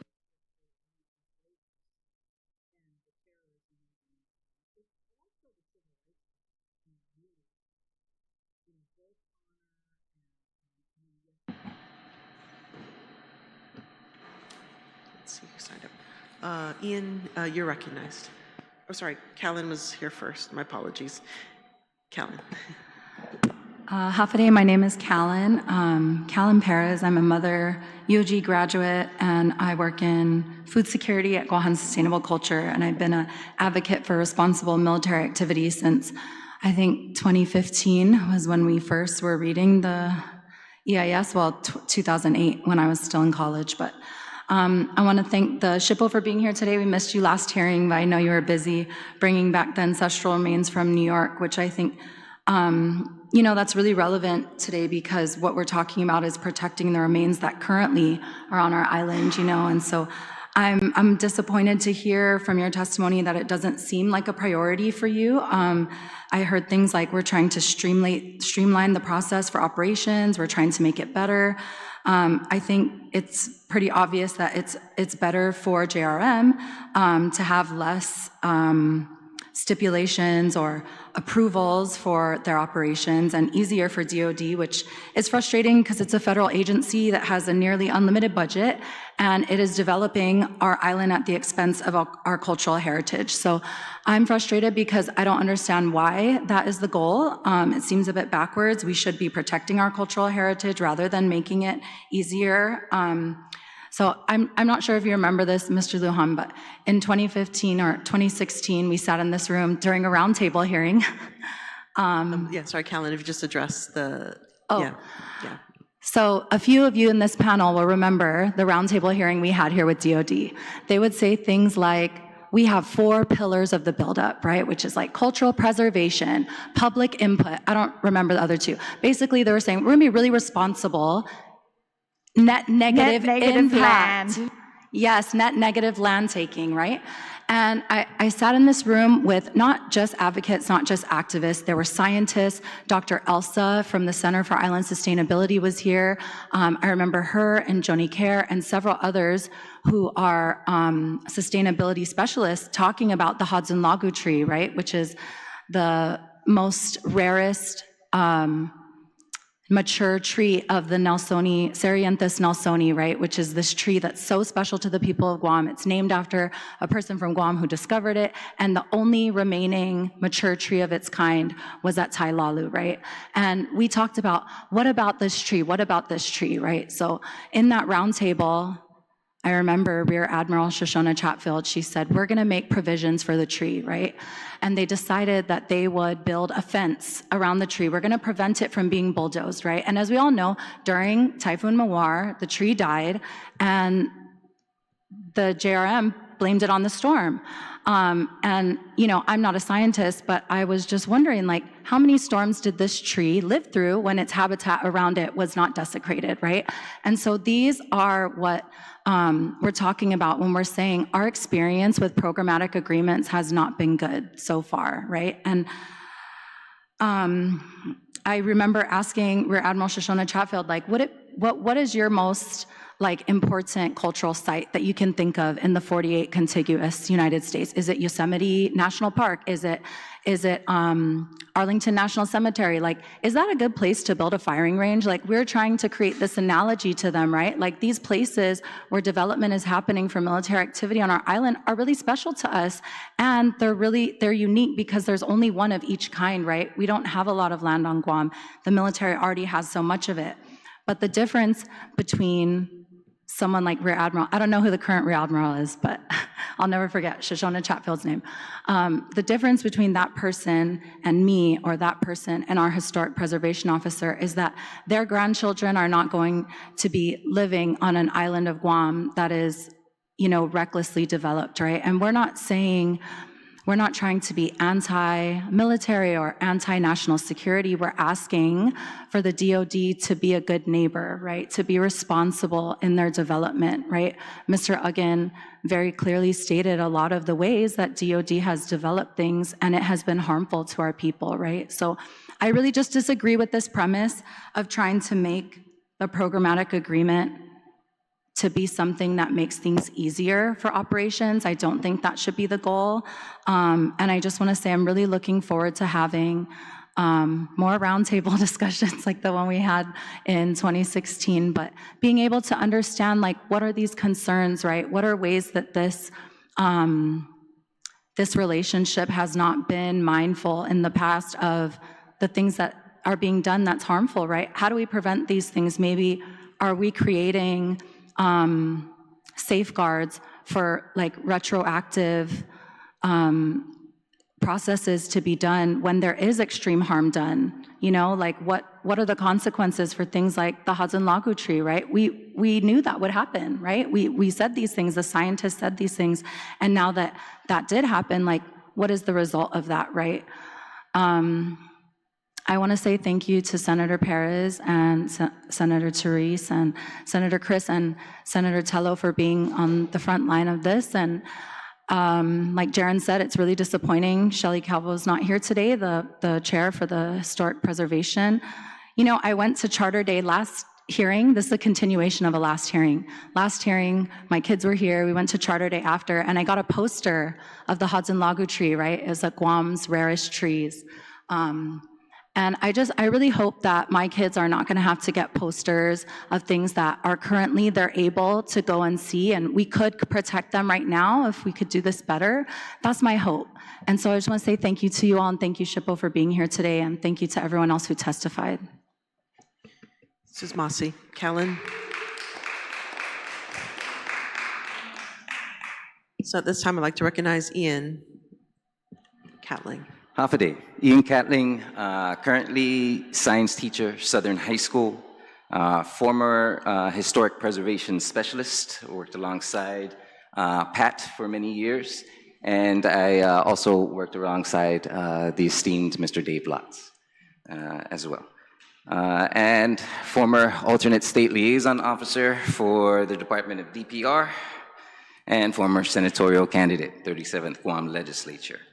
Right, so as a former historic preservation specialist for the office of SHPO, I speak with the hopes of educating the greater community as well as the esteemed members of Congress as to this process. There needs to be a lot of defined terms here. This is very esoteric knowledge, so very few members of the community know the jargon, know the lingo. Even the legal staff want to stay away from this as well, because this is rarely treaded on territory. All right, so I just want to make some clarifications. First, in terms of decolonizing the mind, renaming names, I do have a recommendation for SHPO's office that the legislature has agency over, and that is a name change. Currently, we are the State Historic Preservation Office, but my recommendation is to change that to Tribal Historic Preservation Office. The reason is this: state has two meanings in this context, right? It's an independent country that controls its own borders and generates its own GDP. We do not do either of those, right? It also, and the more obvious definition, is that of any one of the states part of the United States, but we are an unincorporated territory. So we do not fit this definition either. So I feel as though THPO, Tribal Historic Preservation Officer, is a better term for the office. The reason being is the language used affects the outcomes, especially here, right? Especially here. The second recommendation that I have, and I need everybody to understand within the greater community of the island, the person sitting to my left is technically a Guahan Historic Preservation Officer, a GIPO, not a SHPO. A SHPO is a gubernatorially appointed position. The governor appoints the position of SHPO. SHPO has not been appointed in I don't know how many years. The position changed over to a classified position to GIPO because of continuity of service. If SHPO, just like any director of any agency, is at the mercy of the executive branch in power at that time, so is SHPO. So you can have a SHPO that moves around every 4 years, every 8 years, depending on the administration in power. So from what my take is, we classified that position, right? Pat is in a classified position, right? So if you want a change, if you feel that there is a conflict of interest, ask your sitting governor or the next elected sitting governor to appoint a SHPO, right? Because in the absence of SHPO, GIPO takes their position. In the absence of a gubernatorially appointed... Sorry, I think we have information. If I could just Senator Terlaje. interrupt. Yes. Patrick, Mr. Lujan, can you please confirm whether you are appointed by the governor? Because she has announced that you are appointed by her. Yes, I'm the SHPO. I was not aware. When I was working in the office, that's what it was. Congratulations on your appointment. But at that time, that appointment wasn't it. It was a classified position within Guam. In fact, apparently there is a position available for a GIPO, if so choose, right, in terms of it. I'm both.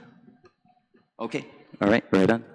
No position available, right? But thank you for the clarification, right? And then the third recommendation in this one, and that is to contact the ACHP. The Advisory Council of Historic Preservation was fundamental in the 2008 Programmatic Agreement. They're the Advisory Council. They're there to help.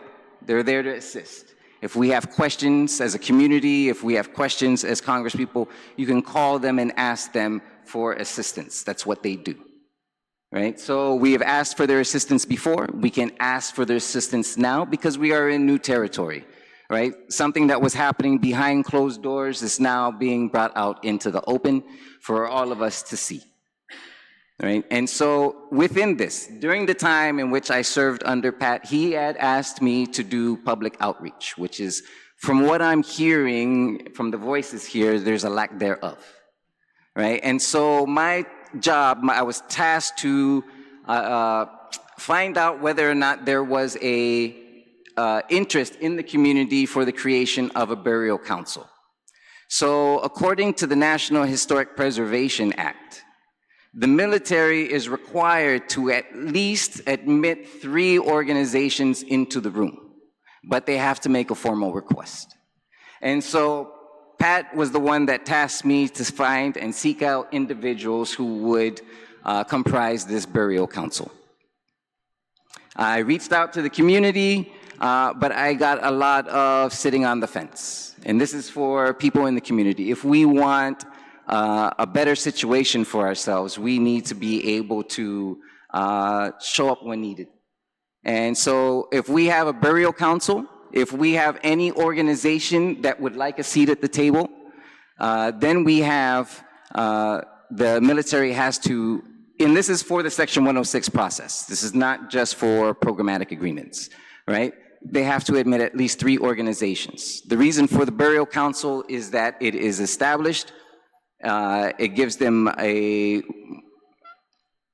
ease of access into the room, and the Burial Council is supposed to serve as the speaking points for the greater community, right?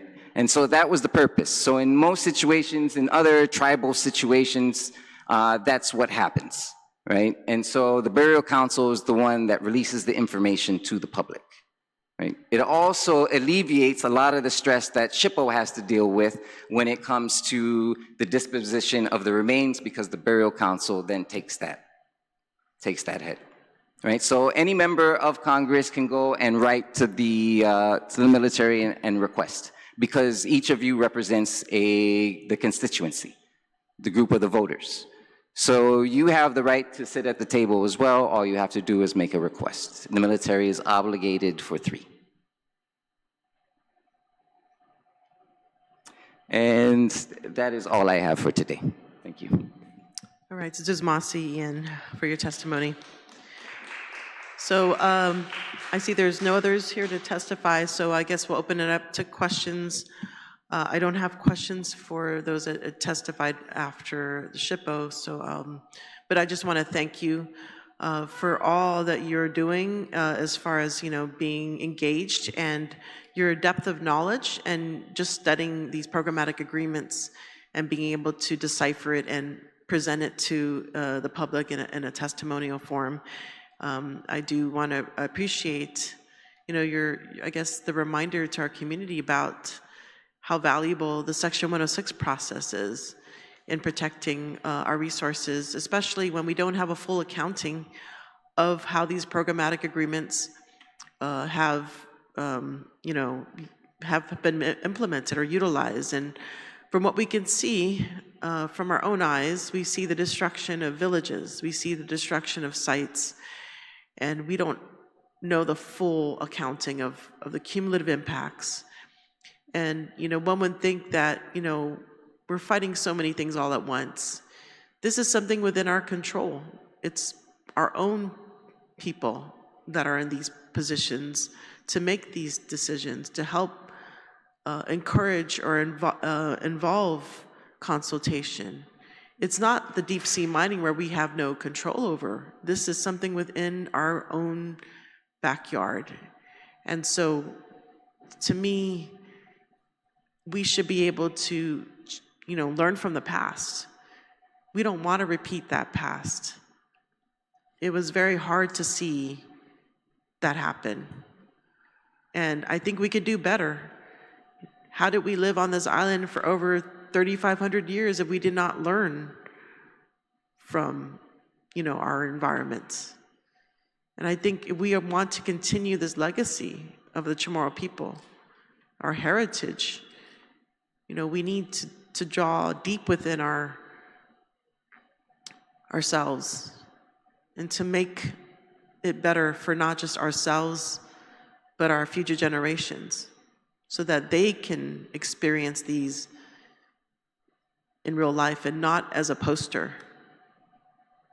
right? A poster or sitting in a museum. There's so much meaning lost when it's displaced from its site. And we have this opportunity to put a stop to that. We have this opportunity, we have this chance. And we just need to work towards that goal. I do want to say, I want to also thank the oversight chair. She is having oversight on March 18th at 2 p.m. On this, on the programmatic agreement. So I do want to invite the public also to be here and to provide any kind of testimony. But of course, that's we'll see what the instructions are regarding that. But again, I want to thank you, everyone. I want to thank you, Patrick, for making it here. I know you're probably in a different time zone, and for willing to really kind of work with the community. I think that's really critical. I want to thank Dave Lotz, Jaron, Baltazar, Ian, Callan, all those that came also in the first public hearing, Dr. Unwood, Dr. Hope Cristobal, for their presence. Maria Hernandez, Monica Flores, Eva Cruz, even those that have submitted testimony, Molly Ann Ugan Diaz, Cassie Bordalio, Veronica Cruz, and I might have missed a couple, but definitely want to appreciate your eye on this, because we definitely need to work together. So I just, I don't have any questions, but I know there were some questions you posed, Jaron. We definitely will kind of seek those answers in the oversight. Thank you. Thank you for your critical eye. At this time, I'd like to recognize my colleagues, Senator Taitague. Thank you, Madam Chair, and thank you so much for moving this forward and continuing the hearing.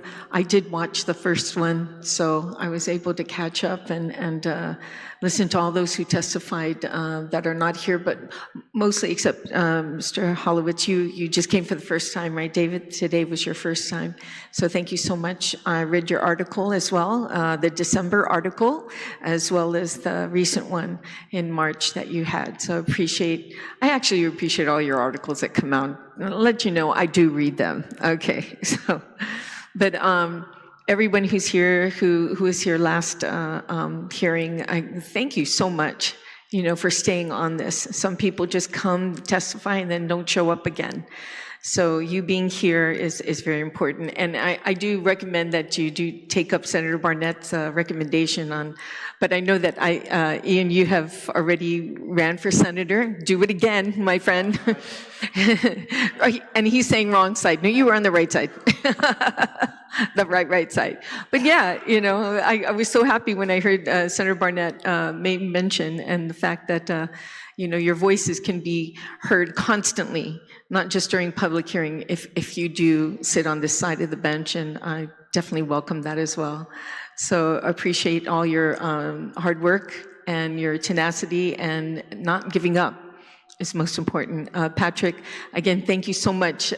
Being here cleared up a lot of things for many of us. I think just hearing the fact that you want to work together with the community, that this is a work in progress, and it's about making the first programmatic agreement, which unfortunately, it's true. I mean, it shouldn't have never been a programmatic agreement in the first place, but unfortunately there was one in 2008, and now what we're trying to do is clear up some of the issues that brought us, that provided a lot of loopholes, and I'm looking forward to working with this roundtable and providing any kind of assistance I can to the chair of this hearing.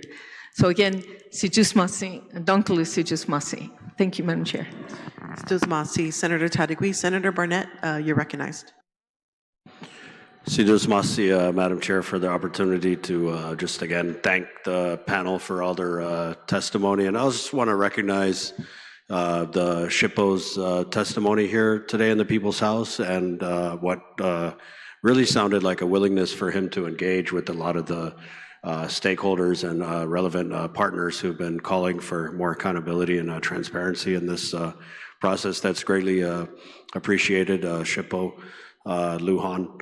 Just some comments, if I may, Madam Chair. I know the SHPO in his testimony had said, when trying to make a point, that a lot of people look at us like a colony, and we can show them that we can govern ourselves. And I think that's kind of like the root of a lot of the challenges that we're facing with these problematic agreements is we are a colony, and we don't have the sovereignty that the people of Guam really deserve and require to navigate these processes in a more independent and assertive manner. I've also always said in my commentary on this issue that we need an alignment from Adelup on down to the legislature so that we can move in concert in the directions that our people want us to. And I've heard people make assumptions about the lean of the SHPO. And that being said, I think the fact remains is we have a governor who has repeatedly told the media that she's afraid, that she's negotiating from a place of fear, from a place and a narrative that we have to allow the Department of War to have their way with our lands and our people, because if we don't, then one day we're going to end up speaking Chinese. I think that's ridiculous, actually, and it's insulting because, first of all, I don't think that's the case. And if we had leadership that was assertive and aggressive in defending the rights not of just the Chamorro people, but the people of Guam as well, this would be an entirely different conversation. You know, if we had a governor who said, not a day more until we hear these concerns, throw that programmatic agreement into the landfill, as the SHPO said, so that we can start from day one and ensure that the people of Guam not only have a seat at the table, but have a voice in the conversation. I think that's really what's been lacking with these programmatic agreements and these so-called negotiations that are going on between the SHPO and the Department of War. And because of our political status and because we don't have the sovereignty, I think it's more incumbent and more important for our elected leaders to really assert themselves on this issue. And I'm going to again reiterate my call to the people of Guam. Our island's in trouble. We are that tree that Calvin Perez had talked about. We have faced so many storms and challenges, existential threats to the Chamorro people, to the people of Guam, but we're still standing. We're still here. But this is the storm, this is the typhoon, this buildup, this process, this erasure, if you will. This is the storm that may close the door on the future of our people and our island, and that's why I think that we have to be guardians of our lands, and we have to be leery of this process and involved in this process. And at the end of the day, it really requires us to have more like-minded people sitting up here on this side, so that when we go in with legislation, when we go in on issues, we can move as a group, you know. So, Mr. Lotz, I called you last election, before last election, and I asked you to run for senator, and I'm going to reiterate my ask. In fact, everybody who's testified at this table, and even Mr. Uggan, I think would make great candidates. Okay, so just consider it a draft. You know, we want to draft more like-minded voices into the people's house, because I think it's clear when you look at the number of senators who have showed up to not just this hearing, but even the previous one, that we struggle to get a majority of senators to agree that this process demands more accountability and more transparency. And it's not a case of anti-military or against the federal government. I said this before, it's a case of really being for Guam and our people, and ensuring that we end up with the best agreement, the best arrangement that we can, especially given the special circumstances, if you will, of our political status. So if you guys need me to pick up a packet for you, I can do that. Okay, if you need help passing around your petitions, in all seriousness, we need help, and we need a lot of people who have chosen to take up this life of activism, chosen to take up, you know, coming to the people's house and providing testimony and speaking out on these issues. Let's evolve together, and let's take that next step to be the voices that the people deserve to have speaking for them. So thank you, Madam Chair, for the opportunity to do my recruitment pitch. And I eagerly await the roundtable and oversight hearing for the opportunity to really ask some of these questions that Mr. Sarlo and the others have put forth today. Sidos Masi. Dankalos Aziz Masi, Senator Barnett. I believe we have one more individual here to testify. Please state your name for record-keeping purposes.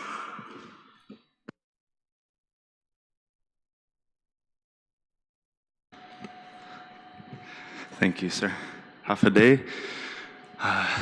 Thank you to all of our senators for being here today to facilitate this public hearing. My name is Kyle Reardon. I work in the field of historic preservation here on Guam. I have a master's degree in anthropology, specialty in archaeology. I've worked within cultural resource management on Guam. I come here today to give you a testimony from myself. My perspectives and my statements are not to be affiliated with my employer or the work that I do professionally, and should not be conflated as such. So, I would like to say thank you to everyone who's given testimony, including Mr. Patrick Lujan, for coming here today. It's incredibly important that you have been here to give your perspective and to show that you're willing to work with the people of Guam. And I apologize for having to keep you all here a little bit longer. But I'm going to try not to speak too quickly and get through most of what I have in my testimony. I wrote this out and I have submitted this as a written testimony, so some of the details I'm going to leave out will still be seen there. So I am here today to offer my testimony in support of Resolution 14438, which calls for the withdrawal of the draft 2025 Programmatic Agreement and the 2008 Programmatic Agreement governing Department of Defense undertakings in Guam, and demands the full implementation of the National Historic Preservation Act. Of all the options available to the public at this stage, this resolution represents the most procedurally consequential and the most defensible step. It is also the most likely to produce the meaningful public participation that this process has thus failed to deliver. My prediction is that it will not produce a case-by-case Section 106 review process, but rather would only continue the PA drafting process and increase the time for revisions to be included from more perspectives from the Advisory Council on Historic Preservation as well as others here locally. I think it needs to be said at this point that intentions doesn't matter in this situation. The appeal to emotion, which that sentiment stems from, is misplaced at best and distracting at worst. I would like to think we all have good intentions here if we have shown up here. Standing further than we are now in solidarity and in collaboration is what we need. Dreaming bigger is what we need. Making sure more inclusive representation and collaborative drafting is conducted is long past due, regardless of intentions. The roundtable process is not just past due. The roundtable should be the SOP for drafting these PAs from the very beginning. Why that is not in place to this day in 2026 is mind-boggling to me. As the Guam Shippo stated in his comment, there are little things that are not working out quite well. I see that we are here in part because trying to address all those little things that are not working out quite well is still failing well short in this new draft to replace the one already not working well. If we are here to make it better together, then perhaps the following points could be useful. First of all, the reason why the withdrawal is the right course of action, I believe, as the only viable path forward, is structural in this. It's not rhetorical. Withdrawal is the only mechanism that legally obligates the federal agency to re-engage in substantive consultation and address the many things that are missing or made vague. Every other path leaves revision to the discretion of Joint Region Marianas and its counterparts. Only withdrawal triggers mandatory procedural pathways, including potential advisory council on historic preservation involvement, which was a part of the 2008 agreement. They were a signing party. They are not currently listed right now. The current draft process has either bypassed or foreclosed that entirely. Without withdrawal, the federal agency is permitted to consult more deeply. With withdrawal, it is compelled to. That distinction matters enormously. Whether the outcome is a case-by-case Section 106 review process or a new programmatic agreement drafted with genuine community input and ACHP involvement, the result will be more accountable, more transparent, and more protective of the people of Guam. What is wrong with this draft is that it does not merely streamline Section 106 compliance. It substitutes a weaker consultative process for the more rigorous one that the National Historic Preservation Act envisions, effectively using the Act's own flexibility provisions against the very public protections the Act was designed to guarantee.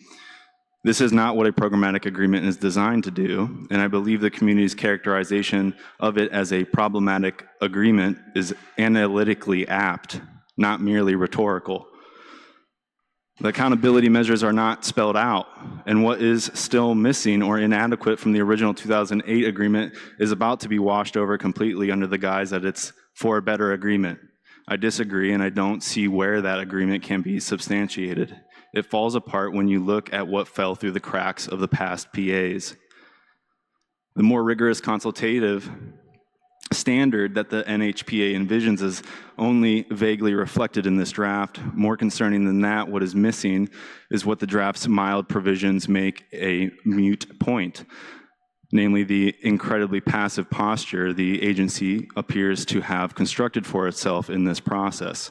To understand just how the draft falls short, it helps to compare it directly to the 2008 PA that it would replace. I want to be clear that I cannot fully explain why these differences exist because the party that drafted this PA did so behind closed doors and has not provided us explanations. We are left to assume that alone should trouble this body. With that said, here is what the record shows. The PA in 2008 was a three-party agreement with the commander of the Navy Region Marianas, the Advisory Council on Historic Preservation, and the Guam SHPO.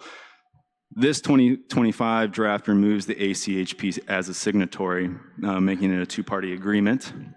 The ACHP still plays a role in dispute resolution, but its removal as a signatory is a significant reduction in structural accountability. The scope has expanded. Where the 2008 PA covered Navy undertakings only, the 2025 draft covers all DoD undertakings within the JRM area of responsibility, including Anderson AFB and Marine Corps Base Camp Laz. This expanded scope makes the weakening of consultative standards even more concerning. On the positive side, the 2025 draft adds a new professional qualification standard for traditional cultural place studies, requiring a graduate degree in anthropology or related field and documented Pacific Island cultural expertise. The 2008 PA had no TCP-specific provisions at all. Those did come in later PAs. The 2025 draft also formalizes a public access plan with a designated coordinator and explicitly includes access for collecting medicinal plants and visiting culturally significant sites. However, several changes represent meaningful regressions. Reporting frequency has been reduced from quarterly to twice yearly. The SHPO response window has been codified at 30 calendar days with a CGRM permitted to proceed with no response, a provision not present in the 2008 PA. And the duration of the agreement has been shortened from 50 years to a 5-year renewable term with automatic renewal unless party provides written notice within 30 days of the term's end that they'd like to terminate. The 2008 PA requires meetings every 5 years. The 2025 draft requires annual meetings, which is an improvement, though it must be weighed against other regressions. So what I have drafted here are some proposed revisions to the drafted stipulations. If the PA is revised rather than withdrawn outright, or whatever proceedings come after this require revisions to the current draft, the following changes would substantially approve it, I believe. I offer these in the spirit of constructive engagement while maintaining the withdrawal remains the most defensible course. So in stipulation X, notification and reporting. The twice yearly reports currently go only to the SHPO. This section would be, should be expanded to require a public summary version of each report made available to the community in layman's terms. Mandate that findings be presented at an annual public forum and include metrics on community access requests granted and denied with reasons for denial to create accountability. And stipulation 9 on discoveries and emergencies. When significant cultural discoveries are made, the current draft only requires notification to the SHPO. It should also require community notification for discoveries of a broad cultural significance, establish a community liaison role separate from the SHPO for significant finds, and add language prioritizing consultation with CHamoru cultural organizations, not only the SHPO, before treatment decisions are finalized. In stipulation 4 on archaeological sensitivity maps and ICRMP, the public currently has no role in ICRMP development as far as it is stated in the PA draft, just like the drafting of this PA. This should be corrected by requiring the same roundtable drafting process and the public comment period when ICRMPs are developed or updated, and by mandating that sensitivity maps be made publicly available in non-sensitive forms. What does non-sensitive form mean in practice? Well, the four-tiered sensitivity framework, the no, low, medium, and high sensitivities can be displayed at a scale broad enough to show general areas without pinpointing specific sites. Think of it like a weather radar map, useful for understanding general conditions without revealing precise coordinates. Aggregated statistical information can be included. So total acreage per sensitivity category, number of new sites identified per reporting period, general descriptions of site types, all could be made available without disclosing locational information.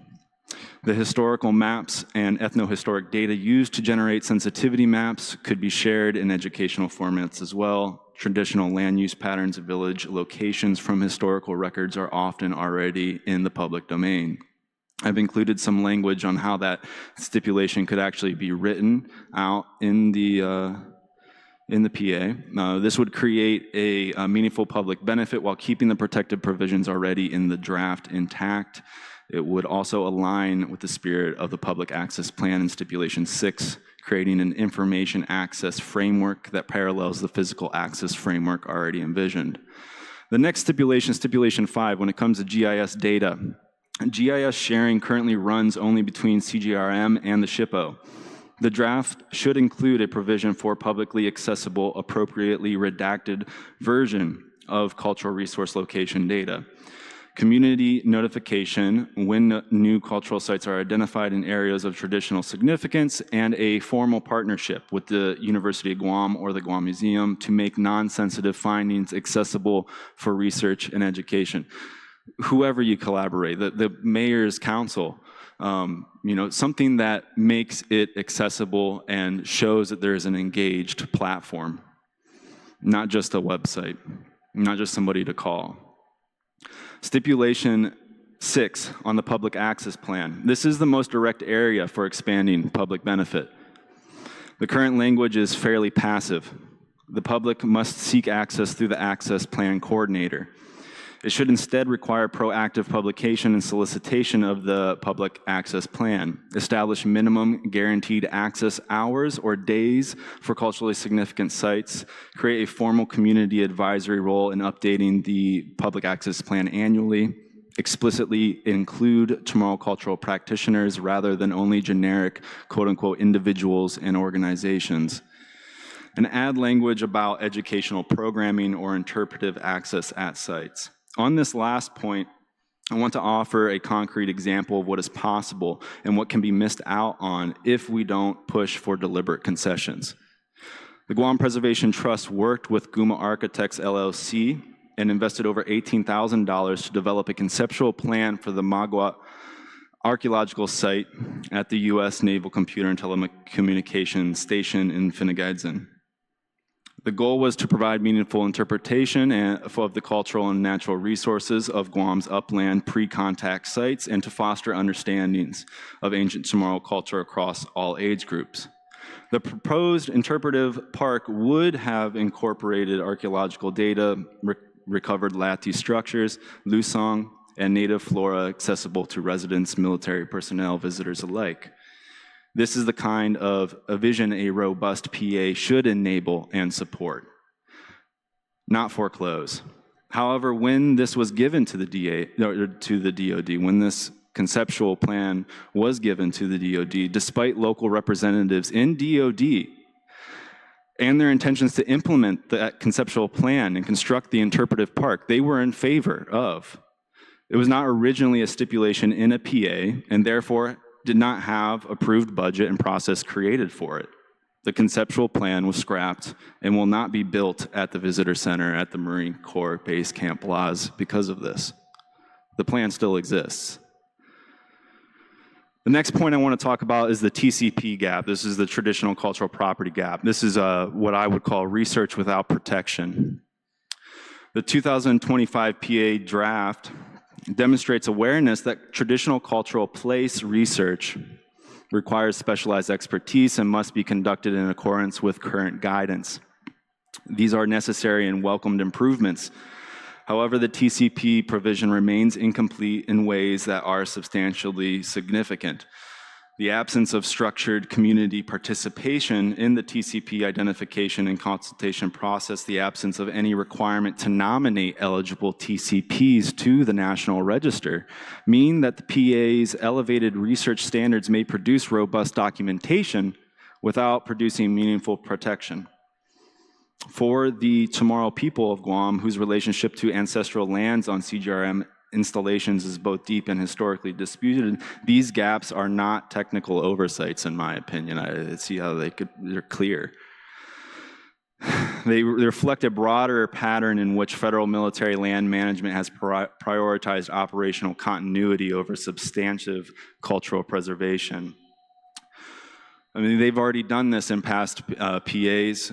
There's already been traditional cultural property studies that have been completed for Guam and for Tinian. Those reports can only be found if you request them from SHPO, who must request them to be released by DoD.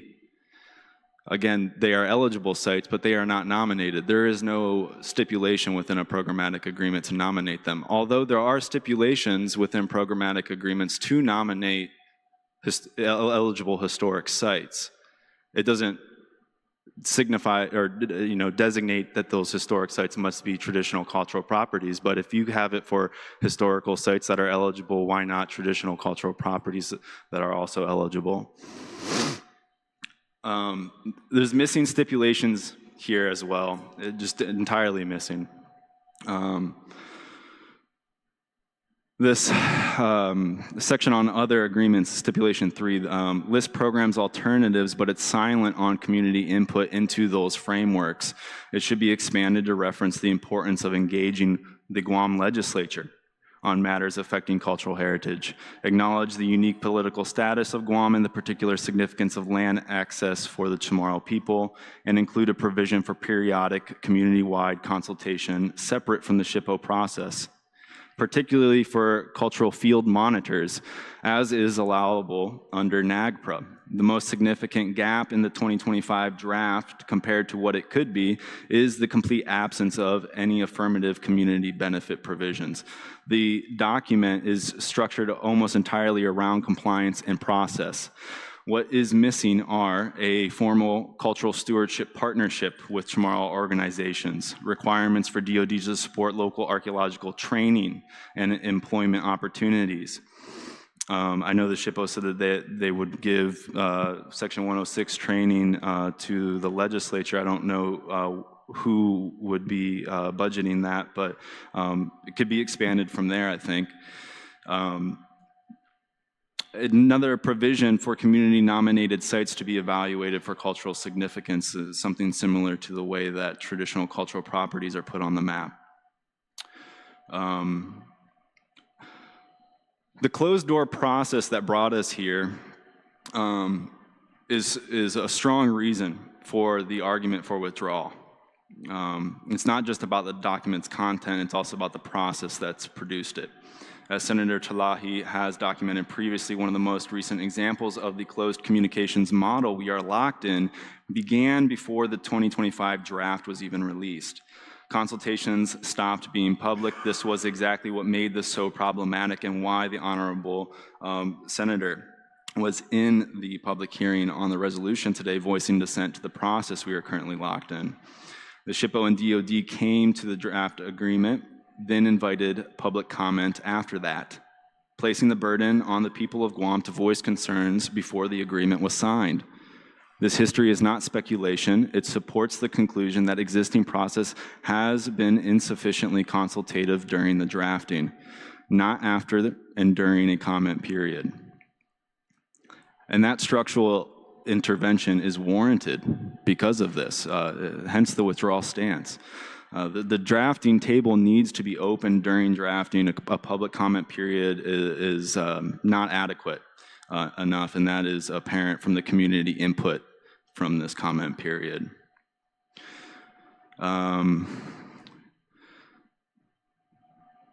Okay, so one path forward, I included some template language here in my comment for CHamoru consulting party status, because I want to be able to offer a concrete model for what more inclusive language could look like in a revised programmatic agreement. And it's tricky because trying to protect the community's indigenous identity and rights under the federal acknowledgement process is not straightforward because of how that is structured. And so there are specific hooks within the language in these stipulations that need to be used, and it likely will also need to be connected to policy at the local level, the local legislative level. So what the government of Guam can and should do, by the way, the language that I had put in here is specific for trying to get cultural monitors on site, how that can be worded in the programmatic agreement, and what would then need to be the local apparatus here in the local legislature to connect it all.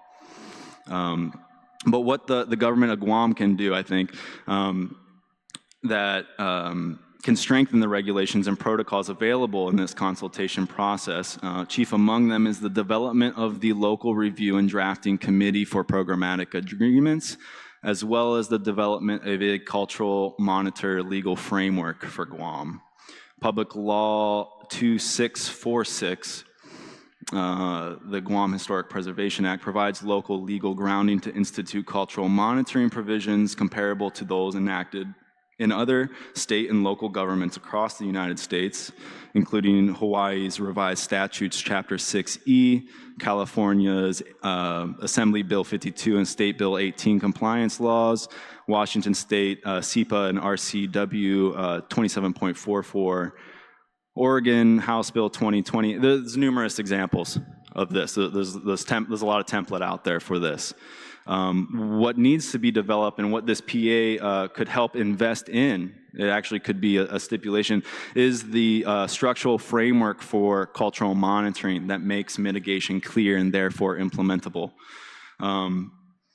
The framework would need to stipulate the purpose and applicability. This is important, I think, for the legislature that would need to connect to these PA stipulations. The framework would need to stipulate the purpose and applicability of cultural monitoring, qualification and approval standards for cultural monitors, defining monitor roles, rights and responsibilities, defining an inadvertent discovery protocol, defining monitoring zones and scheduling, defining reporting requirements, defining dispute resolution procedures, as well as defining associated costs. This would not be unprecedented policy. It just has to be built But these are things that are done at local and state levels, and they are connected then directly to the Tribal Historic Preservation Office or the State Historic Preservation Office duties in those areas.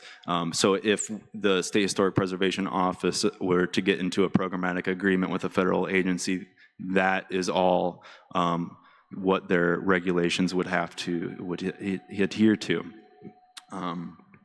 So anyway, in conclusion, the resolution before you is not a rejection of historic preservation work. It is a demand that the work be done right. The draft 2025 PA as written does not meet that standard. Withdrawal is the only procedural mechanism that compels the federal agency to return to the table and engage in the kind of substantive, community-inclusive consultation that the National Historic Preservation Act was designed to require. The people of Guam deserve a programmatic agreement that acknowledges them by name, specifically the CHamoru people, that they have a right that is special in this case, in these types of agreements, that creates meaningful pathways for participation, that creates cultural preservation as a public benefit rather than a bureaucratic compliance exercise. I urge your support for everyone here and for everyone not here that can sign on this. I urge your support of Resolution 14438, Sinamayasi.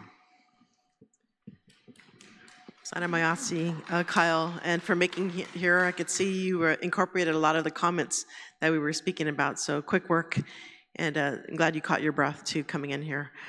So do you think that this draft PA is in violation of the National Historic Preservation Act? Simply put, no. I don't think that it is in violation. I think that it institutes Section 106 process. That is true. This is happening because it is following Section 106 process, where it's following what it's supposed to be doing. But that act, its implementations are flexible. They're very flexible. And it is something like a programmatic agreement. It's a deal. It's a tool to make a deal. So it's following the law. It's very flexible in how the outcomes may be. Okay, thank you. Yeah, there's a lot to go over here. I appreciate your expertise in looking at this. Yeah, there's I don't know more. if I'm an expert. I'm sure there's more that could be seen that's missing, but I do appreciate your input. I do not have questions in regards to this at this time, but I'd like to recognize my colleagues if they have any questions. Senator Taitague? Thank you so much for that lengthy event, so thank you so much. Other than that, thank you, Madam Chair. Thank you, Senator Taitague. Senator Barnett, any other questions? Sidhuswasi, Madam Chair, for the opportunity to just encourage the testimony that we heard. Kyle, wow, I feel like I just got my degree in anthropology. No, but Again, you raise a lot of good points, and I think similar to what we tried to do to establish on our local books laws relative to open burning and open detonation. I think there's a lot here that, you know, hopefully we can shore up some of our local statutes and kind of create like People of Guam Bill of Rights that deals specifically with, you know, the cultural monitors and all this stuff. It's one thing to suggest it in the PA, but it's another to put it on our books. So thank you very much for your testimony and also your suggestions, which I'm sure, at least for myself, I'm going to incorporate into my comment submissions. But just to go back to, you know, my earlier point and the point of the resolution, I think, is not to try and reach an agreement within the confines of a system that is designed to, favor the federal government and the Department of War. I think, I agree. We need to just scrap this, start from the drawing board, and demand, the inclusion of all the voices and all the advocates who are left out of the process. So again, I just want to thank you for your. I want to thank you first for making the hearing, and then also for this very insightful testimony. I agree with Senator Perez. There's a lot to digest here, so Looks like I got some light reading for tonight. And thank you. And please, you know, there's a roundtable that was agreed to. There's also an oversight hearing. You know, I encourage your perspective. It's not often we get a perspective like yours with the kind of experience that you bring to the table, pun intended. So thank you very much, Kyle. And again, Jaron, thank you very much for your consistently passionate and accurate testimony. Siduos Masi, Madam Chair. Siduos Masi, Senator Barnett, Senator Terlaje, you're recognized. Siduos Masi, Madam Chair. I missed the previous panel. I didn't get to thank them, but I want to thank all of you who've come and testified today and your excellent testimony. Very helpful. I appreciate the specifics that you have gone through, sometimes much better articulated than any of us, and the specific recommendations that you make. The SHPO left before you finished your presentation, Mr. Riordan, but I'm glad that you came and made this presentation with the details, because some of these are the things I wanted to ask him to provide. I wanted him to provide, as the resolution asks for, an accounting or documenting of the outcomes of the 2008 agreement, including the number of projects conducted, sites disturbed or preserved, ancestral remains encountered, disputes resolved, and how were they resolved, and then a very specific comparison between that document and this one, which is what you have done in this testimony. And I wanted to ask him, does this new programmatic agreement that he's negotiated make better, to me, the fundamental problem that we have had in all the programmatic agreements, and that is, does it empower him to stop the desecration of any site if they determined, meaning the JRM determines that avoidance of historic properties is not feasible? Because I read in this PA, the same language that we've seen in previous PAs, if avoidance of historic properties is not feasible, data recovery consistent with standard practices shall be conducted. And this is the dispute we've had, and I don't see an improvement here that he even gets to have an impact as to that determination of whether it's feasible or not to avoid disturbance of this property versus data recovery, which, as we all know, is just pretty much to clear the site. So I don't see an improvement on that, and I wanted to ask him if he felt like this new agreement was empowering him in that regard, which has been our problem in the previous agreements. I wanted to ask him if there was anything in this resolution that he disagreed with, because I think all of the findings are pretty factually based, and maybe, you know, one resolved clause, like would he disagree with the withdrawal of the agreement until they come up with something else, or not? I really want to get that on the record, and I would have liked to ask him, for any of the other facts stated in this resolution. I hope he agrees with all of them, that the large-scale and high-impact military projects, including the enhanced integrated air and missile defense systems, are included within the scope of the draft 2025 Programmatic Agreement, despite their significant environmental, cultural, and social consequences.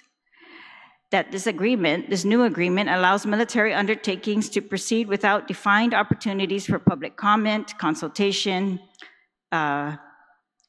etc., that it applies to construction, demolition, land clearing, infrastructure development, archaeological monitoring, treatment of cultural resources across all current and future Department of Defense lands.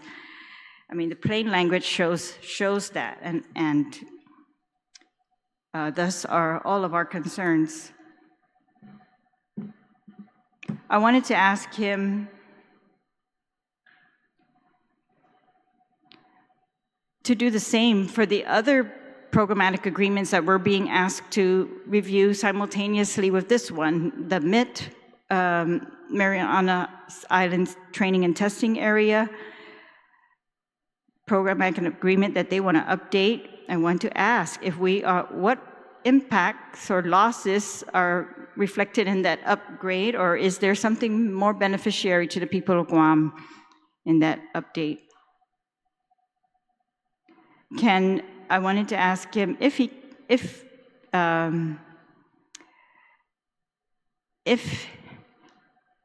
can account for the 2008 PA, where we negotiated that the military was going to, in addition to the repository, seek funding for a museum, that we would have annual meetings, that we would have an access plan, all of those things. If he's satisfied with the outcomes, that we did not get them to advocate for funding for a museum. We do not have a museum as a result of that. We do not have an access plan as a result of that, even though in that case it was even stated in there. But I also wanted to ask him, so that he cite 4 things that we are getting in this PA that are actually not even in the PA, and he says that's the benefit of this PA, is that we're getting these 4 additional items, and the only place we can find those items is the November 14, 2025 letter from the Department of Navy to Patrick. It doesn't mention this PA at all, and it's the Rear Admiral of the U.S. Navy saying that I wanted to provide you an update on several shared interests. And they talk about these projects and the potential funding of these projects, such as the Star Cave Study, the Cultural Resources Workforce Development Program, the West Bonya Lati Sites Interpretive Hiking Trail, and the eShippo portal, and how, according to the commander, the Rear Admiral, that how this funding might be accomplished. So I wanted to ask our SHPO if this is going to be accomplished, if he can pursue this to be accomplished, irregardless of what happens with this PA, that this looks like it was independently negotiated or agreed to by the Navy, and that we should proceed with that, and it should not be a condition of this one necessarily. That's what it looks like to me, and I'm hoping that's the case, that they are going to proceed with these. Because they are good projects. And because, as he says in the end, JRM remains committed to our continued partnership and shared goal of protecting the historic properties and cultural resources on the island.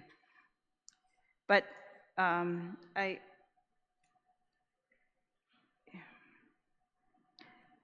think I've covered everything I just wanted to get off my chest as well, but I am very appreciative of the concrete recommendations and concerns stated by the public, and I completely agree with you. And thank you for articulating it much better than I could, is this backwards approach that we really do not need to divide our community in order to do better for them. I think we can do better for them by inviting them and recognizing that they are very concerned, that they are knowledgeable, that it's their culture, our culture, and we deserve to have a say about it, and how it's going to be protected or acted upon, and that agreements should be negotiated as far as we can, not as minimal as we can. So I really very much thank you. And I thank you again, Madam Chair, for your work on all of this. And as I look through again your resolution, each paragraph seems very well stated, factual. I think if there's anything to debate, it's whether we want to resolve that that we demand full implementation of Section 106 process for all military undertakings versus making a better agreement, right? But maybe both are hand in hand. So I think that's how you've interpreted it, and Mr. Berarden, I think that's how you've interpreted it, Madam Chair, and so I think that's a great idea. And again, thank you. And oh, one more thing I wanted to ask the SHPO, I'm not sure why he left, is he had mentioned in his testimony about recommendations for changes to our local laws. Yes, we have been going back and forth on this for years, trying to get consensus. And I think, Mr. Riordan, you did a lot of work on that as well for the Guam Preservation Trust and his, the SHPO's office as well, my office. But one of these things was he's asking that the big change should be to remove the SHPO's office from the Department of Parks and Recreation and put it under the governor. And it always perplexed me. I mean, I agree that Parks and Rec director should not be dictating what the SHPO does. And I think the law has made that very clear that that should not be occurring, but that has absolutely occurred. We've even seen the Department of Parks and Recreation remove the SHPO from projects with telecoms and certain consumers. And I think they've restricted him from using what was always used before for burial grounds when human remains were found. But we got notice of this comment period from the Office of the Governor. And so when I asked him, what is the role of the governor in this process, he said none. He's just submitted it to them. But actually, it was not him who sent out the press release asking for comment. It was the governor's office. And they said, submitting comments, we're going to identify sections or provisions of the draft that we support, have concerns about, or wish to see amended, provide suggested language or recommendations where possible, share information about cultural sites, traditional practices, or community concerns that should be considered. And again, we go back to, we can't talk about specific cultural sites because we haven't been told which sites we're really looking at them affecting, unless we're going to spend a long time talking about every cultural site on Guam and how that should be treated in particular, or whether we agree with the assessment of that's high sensitivity or not. And again, it's just confusing. So this request for comment comes out of the governor's office. We're asking the SHPO himself to give us an extension, and now he's saying, yeah, so I want to make sure from him that he has this ability and hopefully an agreement to withdraw this, and we work some more. So thank you, Madam Chair. I hope that's clear. Zudozamasi, Senator Terlaje, I just want to thank everyone who's come to testify. Very well-written, very well-researched testimony, and heartfelt as well. Definitely would like to continue the dialogue with you. I want to thank my colleagues that have come here today and who are the co-sponsors of this resolution, and I look forward to the support of the other colleagues as well to really, make it more of a priority for historic preservation, for our cultural resources preservation. As you know, most of the public really are in support of this. And this is a really critical time, like my colleague said, we are in jeopardy right now in regards to historic preservation with this, what I could call the master agreement. This could potentially be the master agreement of all historic preservation agreements here on Guam. How it's written, the way it's written, it's not clear that it's just going to, it's going to affect any DoD undertakings. So it's going to be all encompassed under this agreement. And so really this document, the Programmatic Agreement, it's not just a document, it's about how our historic sites, our cultural sites are going to be protected.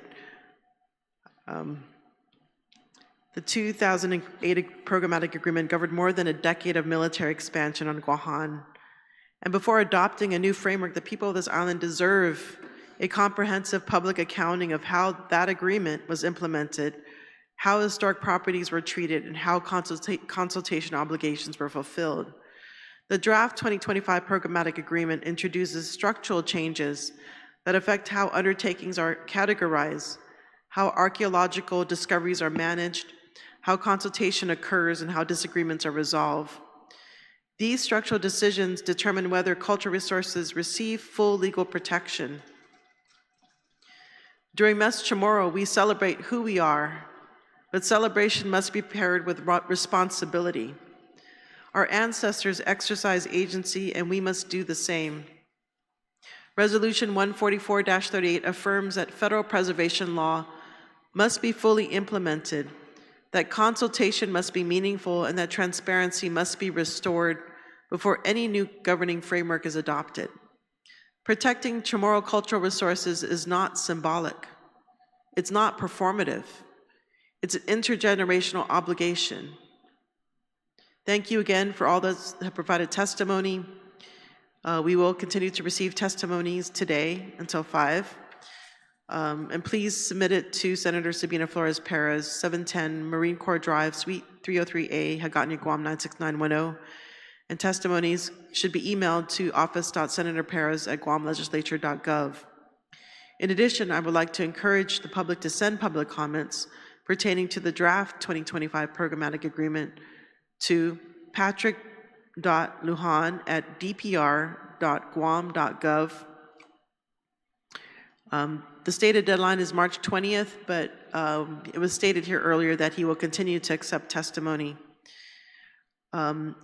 And if there are no further questions or testimonies, Resolution 144-38 is duly heard. The time is now 4:45 p.m. And this hearing is now adjourned. Masi.